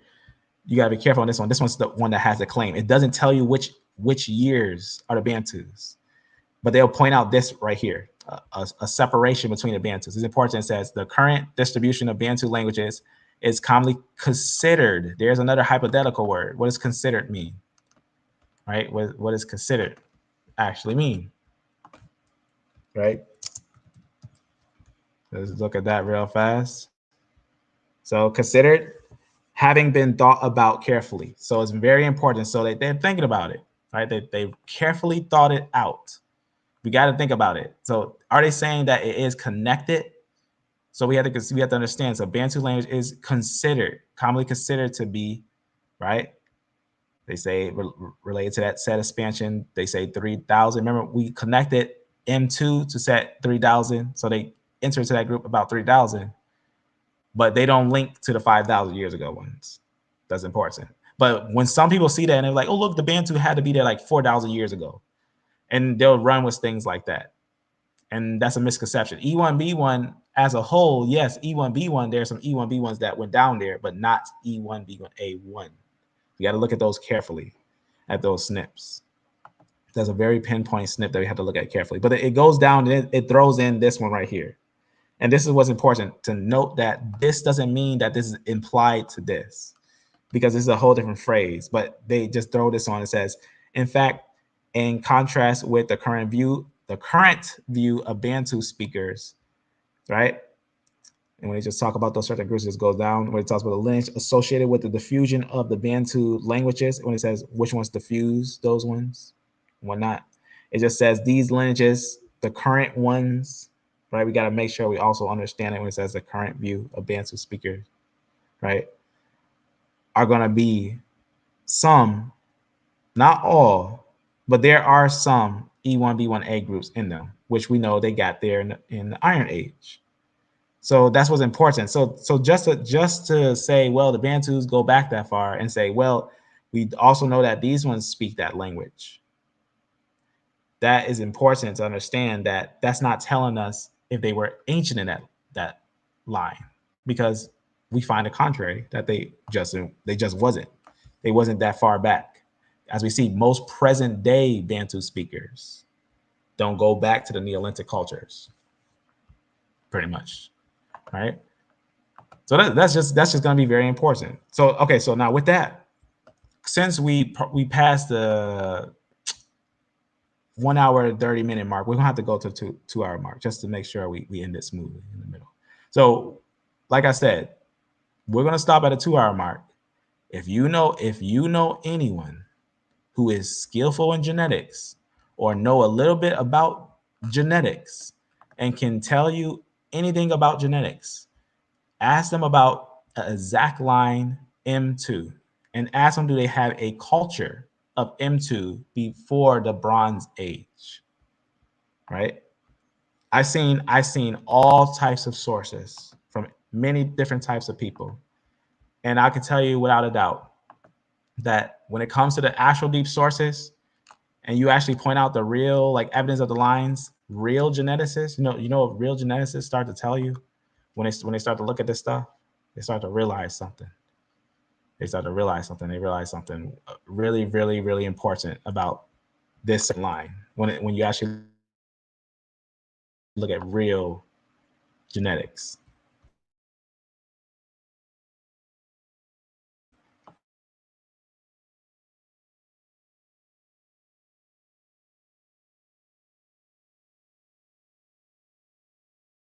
They start to realize something, certain line that a lot of people, when they look at M2,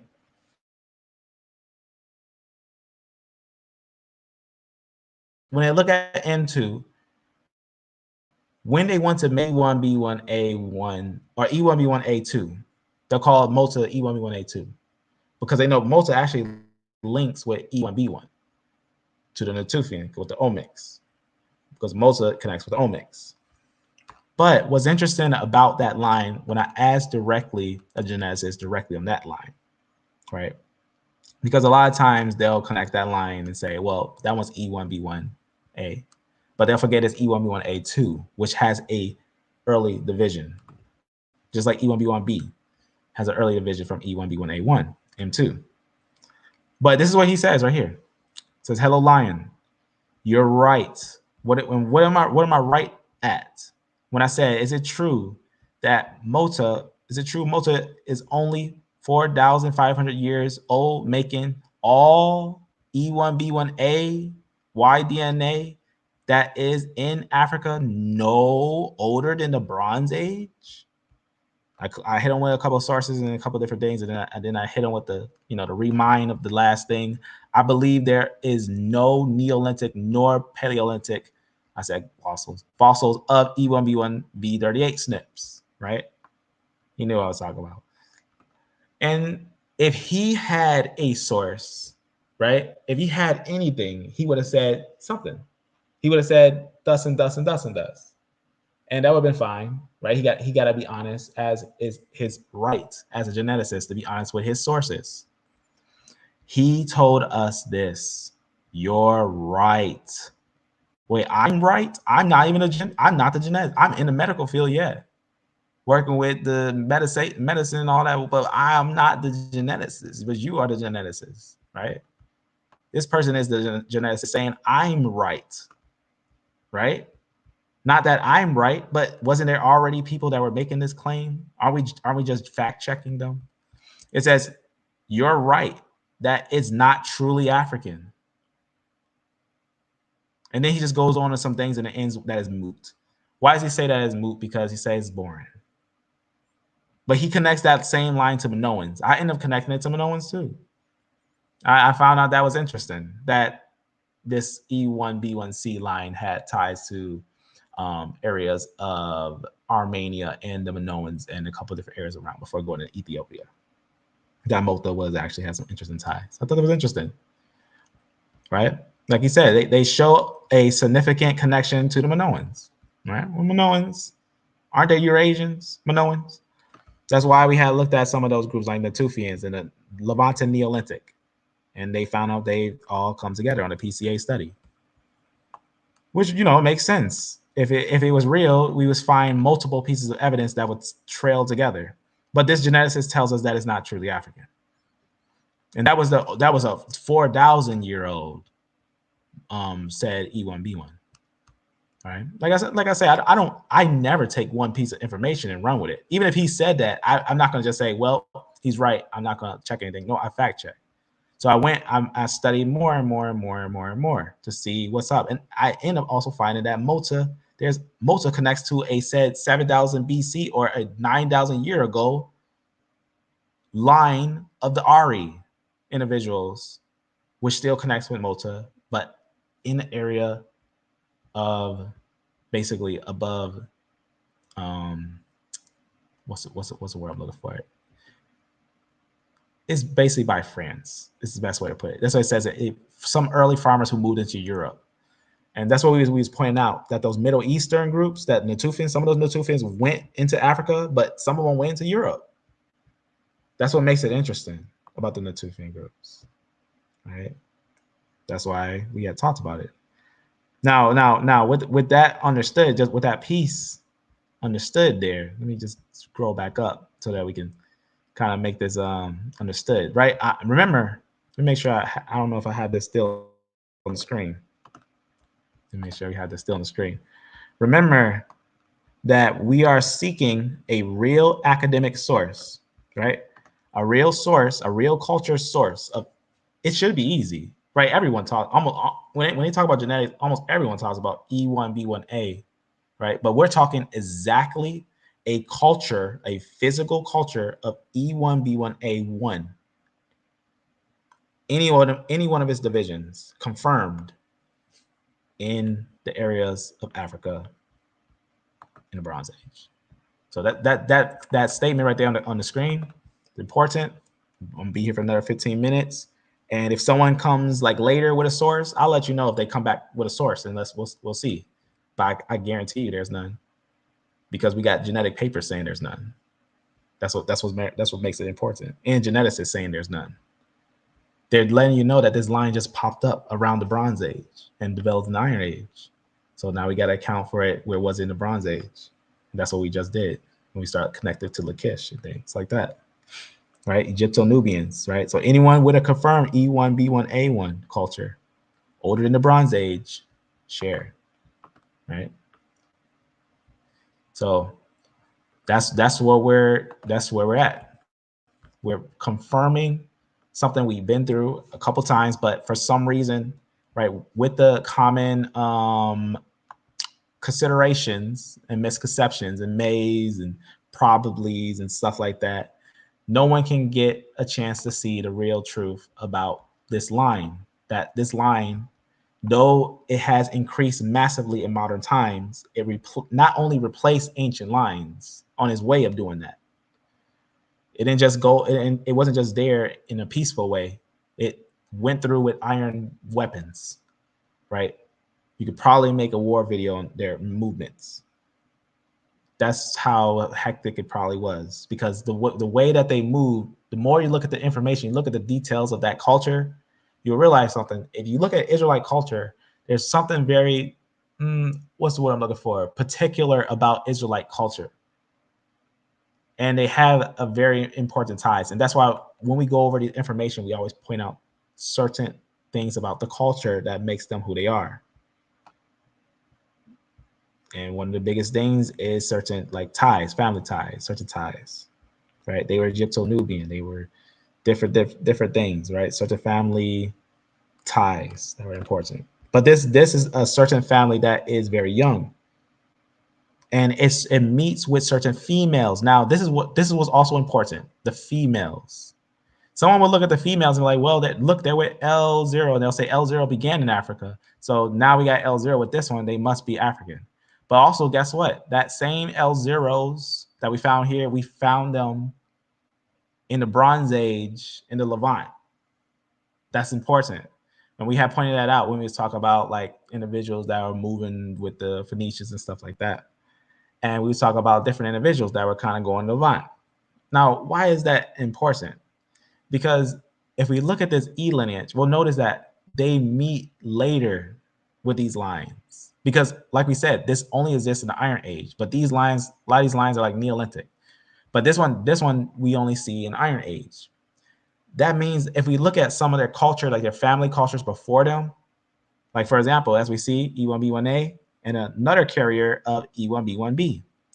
We click E1B1B. That also, as we see right here, let me make sure I point that out, that was with some of these groups that they found, as this E1B1B was mixed with that, with some of those L0 females. So L0 we know is they say is ancient, but we know there's one right here. Let me point it out. All right. This is actually going to be one of the E1B1B branches. But what's interesting about E1B1B is let's point something out with E1B1B itself.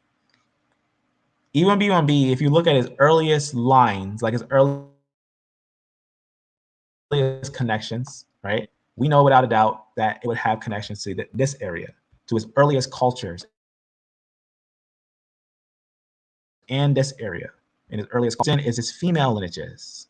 So you'll see right here, obviously on the Natufian, you still got your E1B1, P2, and you got your E1B1Bs there, right? So we know that that would be in the areas of Israel, but let's also point out, as they like to make sure you know, the Iberosians or the Iberasians. You can see they reach almost about the same ages of the Natufians. Some will try to pull that 20,000-year-old claim. That's not actually how old they are. They're about the age of Natufian. Them and the Natufian are contemporary, pretty much about the same time frame. It's important. We had talked about which one replaced who. These lines replace a line down here too, as well. That's important. But these ones are older, right? We'll close that. Now, what's important though is the mtDNAs. On this, make sure to see if they even put them together. They used to put them together to show it, but you got to make sure you look at the mtDNA of these groups. They got European mtDNAs. They got Eurasian mtDNAs. E1B1B has Eurasian mtDNAs. That's what's the biggest thing. They don't have a lot of those L0s until later, so like Bronze Age, Iron Age. They don't start off with those L lineages. But that also is important because Israelites got not with their original women that they were with. If you go through the scriptures very carefully, you'll notice what they do early. Judah gets with a Canaanite. Moses gets with a Cushite, right? Joseph's given a woman of Egypt. And these are the first. Joseph makes what? Ephraim, Manasseh. So we got a whole massive tribe, right? We got Levi, Judah, and Benjamin.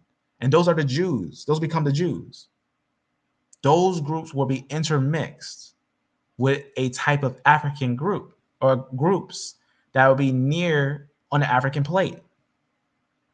So we should expect them to have an African-like culture. That's what we should expect. And that's what we see in the Iron and Bronze Age, is that these E groups, they switch from their natural women, right? If you see, that's why we when we look at these groups, we like to look at the Y DNA and the mtDNA because it tells us a story. It tells us a legend known. Let me actually point out something on this real fast.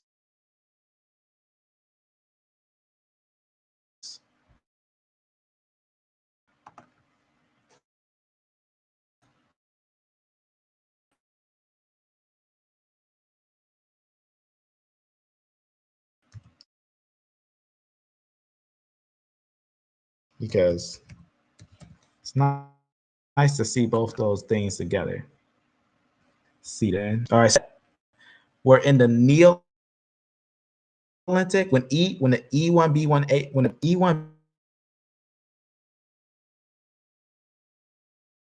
E1B1 groups.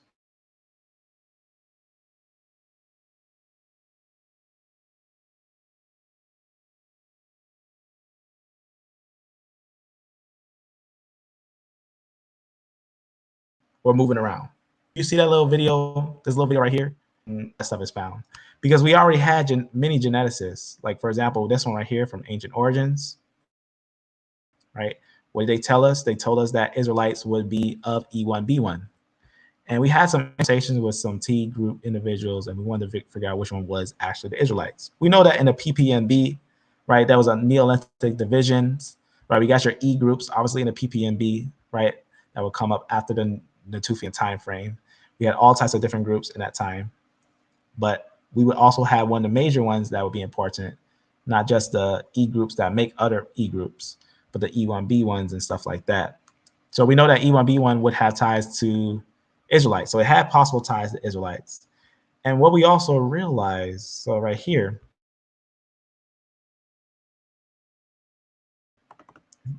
notice this with those E groups there. Notice the female.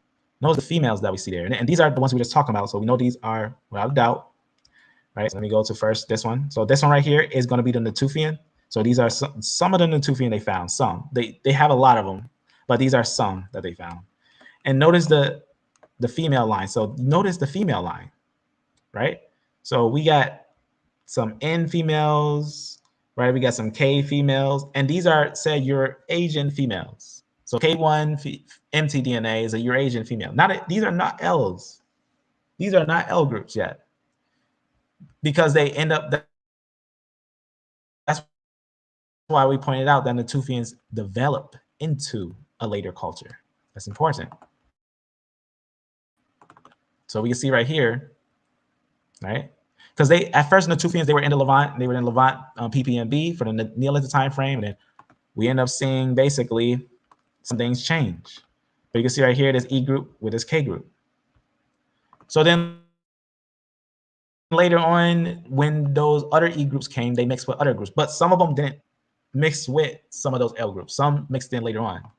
So the L group mixing was a mixture that mixed about Iron Age time frame, Bronze Age time frame, and that's why this group would be like that group of those Israelites. Like these groups would end up becoming tied into a culture, and this culture would mix with other groups. So you can see, look, there's a R group there with L0 female. So you never know what you can all have in these groups. You can have a couple different groups, but what we usually find is usually like R groups, E groups, and all L females, besides some HV females and some other types at times. But that's what we find in this type of mixture group for the Israelites. And I say that because of the papers that we find, the Egypto-Nubians and stuff like that. We know that they have ties to Nubians. We know that the females are said Negroid. So the by the females being Negroid. Now, it's one thing for the men to be, then we can kind of get an idea what could be going on there. But the females being Negroid doesn't, there's no mistake about that. It starts to bring us to understanding of the story, right? Like it says, by the mother, right? Even though we know we got also note the fathers. So we get a good understanding of these things. All right. But let's make sure that this is all available. Everything that we're saying here, the information, the sources, you can see all these things. But if anyone got any, right, 5 more minutes, right, 5 more minutes. Anyone got any confirmed E1B1A star finds?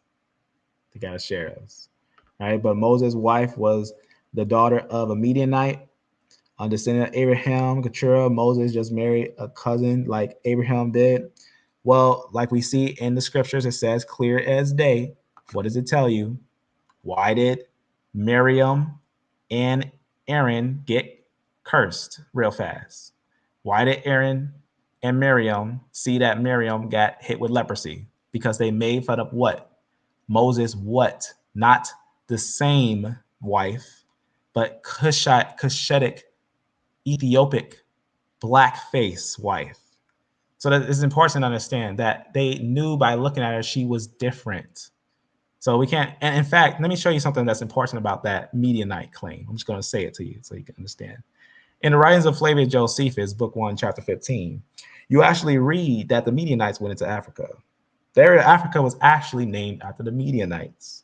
So since you also want to claim that the Midianites had married with Moses, well, the Midianites also went into Africa.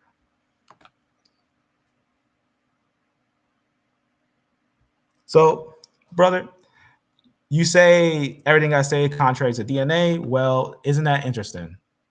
Because like I said, I'm only looking at the sources. And from what I'm seeing and what others are seeing, they're agreeing with the sources. Let me close this one. So like I said, we can look at the sources, or you can just say what you want to say and go your way. But for everyone that sees the sources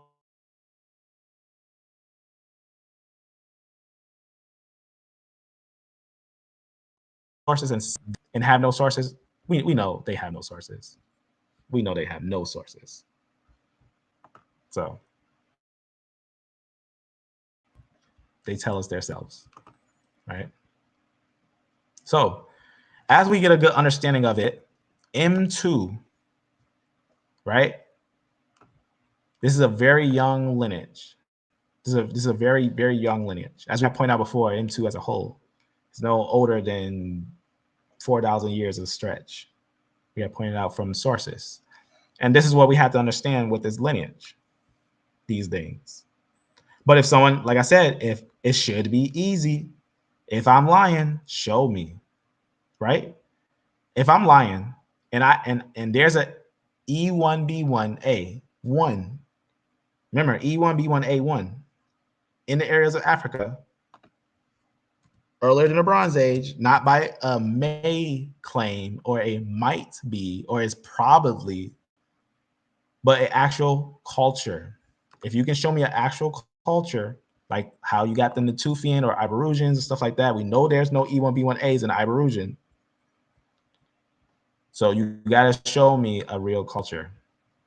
You have to show me a real culture and explain to me why that after I ask questions to geneticists, they don't say I'm just wrong, but they say you're right.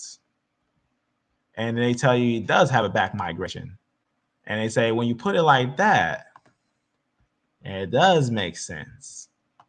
Well, now as you say the source, that source does say that thing. Let's look at another time that geneticists agree with me. Since right, since everything I say is contrary, right? Everything I say is contrary. Everything. right? But let me show you something real fast. That a conversation I had with a geneticist that I think is important for you to understand. Listen to this. I had a conversation with a geneticist, and it was about monophylactic families. A monophylactic family, or a clade, is a group of families that are important to note, pretty much. So this is what I asked. Yes, then it's correct to say F-M89 is a grandfather of IJK, but not A and B, nor D and E haplogroups. He said yes. Why is that important? I'm not even going to go over the complexity of how that's important, but you got to know about IJK split and how D and E is not connected with A and B groups. So since you cannot connect your Jomon Japanese D groups, ancient finds, and your Natufian groups, and your upper northern African groups, E groups, to A and B, which are obviously African, then you got to account for the actual origin of the Natufian and the Neolithic D&E groups. So Jomon groups and the Anu and whatnot. All those have to be accounted for because D and E are connected. But E1B1B and E1B1A are also connected. But these things are important. So see how the geneticists are saying, yeah, you're right. You're right. Why? Because I'm just reading word for word what they are putting out. All right, so I was going to stop at a 2-hour mark, but I just want to make sure it is understood from any claims that we are twisting any type of information. But when you look at this information carefully, you will agree. I guarantee you, because it's the most scholarly in-depth information that you will go by, because it is literally the pinpoints. This is not the news. Sometimes we get those little things to lead to the pinpoint articles. We go to the source. We go to the pinpoint sources. That's all we've been doing for years now, is going to sources and talk about the pinpoint sources. And that's what's important. So, okay, so let's make sure I say it one more time so that no one thinks we are just trying to cut it short, right? A lot of these brothers, like this one, a lot of brothers are the ones I called to come by. All right, I call them come by to get a good idea of what's going on, right? And they ain't got no sources. Where is it? They haven't put nothing out yet. They'll say that, oh, it's wrong. Okay, but where's the sources? This is why even brothers like last time, like this brother, like some don't agree. That's okay. I'm not here to say you have to automatically agree with me. I'm here to say I got sources for you. Come check them out.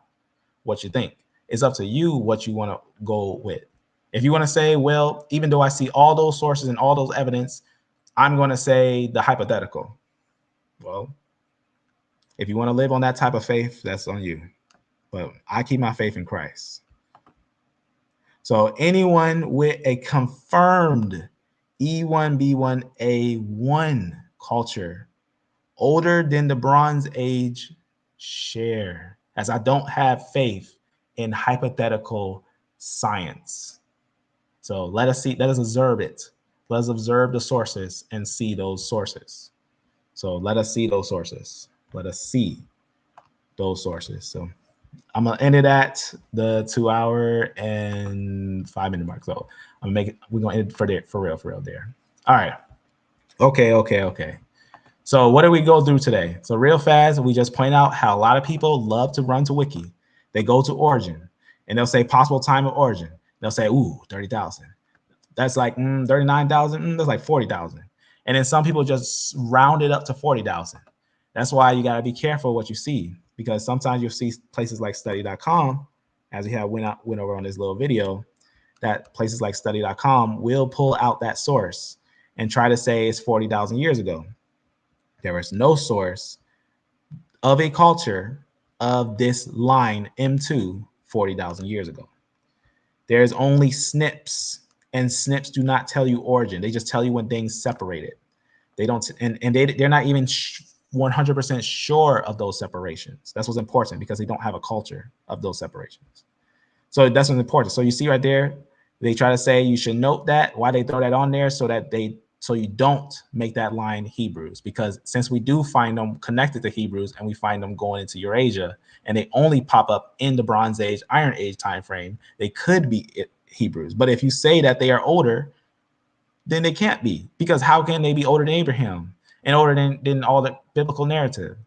But if they're younger than that, and we already know they do have ties to ancient Israelites, then that means that they will be pinpoint Israelites.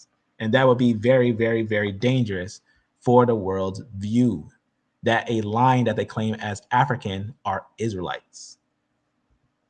But it's not African, because CT is Eurasian. That's what's important. All right. So with that, family, I'm going to end it there. If anyone else got anything to say, we'll leave it like that. E1B1A1 has no Paleolithic, nor Mesolithic, nor Neolithic finds. And I'm starting to think that they don't even have any Bronze Age finds. So that's very important, besides the ones that are Israelites in the areas near Egypt. So with that, family, that's all I got for now. I keep stretching it forth, stretching it on, and I want to end it at an even mark. So I want to end it at the 10-minute mark. So I'm just gonna let me just close let me just close the screen share, so that this time, instead of showing sources, I'm just gonna leave this on the screen as we end it. Okay, I was gonna end at the I'm gonna go just as I talk, family. I'm gonna go into the 2 hour and 10-minute mark, and then I'm gonna close it. All right. Blessings and peace be with you, family, as I have worked in the truth of Christ and in the truth of reality, and in the grief of some of the situations I had to deal with some of the people I'm around. But we do know without a doubt, in all honesty and all truth, when you look at the sources, E1B1A1 is the Israelite lineage. And there's nothing anyone else can say about it, because it pops up in the Bronze Age and the Iron Age. So as we end this, I'm gonna make sure I end this with this on the screen, as I think is important. If anyone that knows about this stuff, let them share what they have so that we can prove it.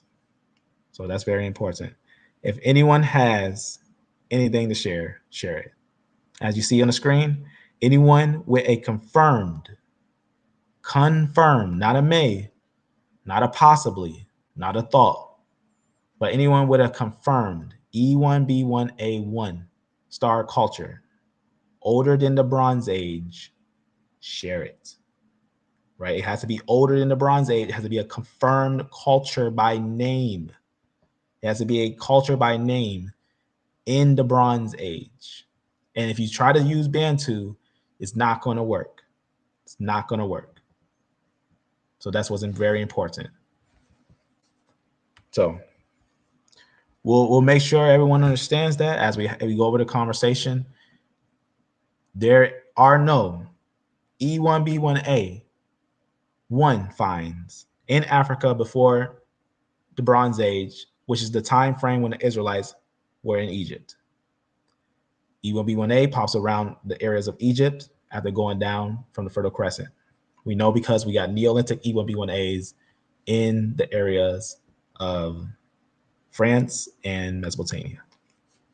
So we already talked about those ones, and I'm gonna leave it like that for now, family. So with that, we only got E1B1A. If it wasn't a Neolithic in Eurasia, and it went down into Africa about the Bronze Age and the Iron Age, it's gonna be very important to take note of. That's why we have pointed out this information. So with that, family, brethren has heard, and they have seen that these individuals who are saying that we have, as he says, everything you say goes contrary to what DNA says, that yet they have nothing to show for their sources, let them forever remain silent and agree to the truth. Because, like we said, the questions on the screen, it'll be there for whoever wants to answer. But with that, family, you know how it is. If we bring out anything All sources are free, all information free, and please share and, you know, keep on being blessed. Be blessed, be beloved, and amen.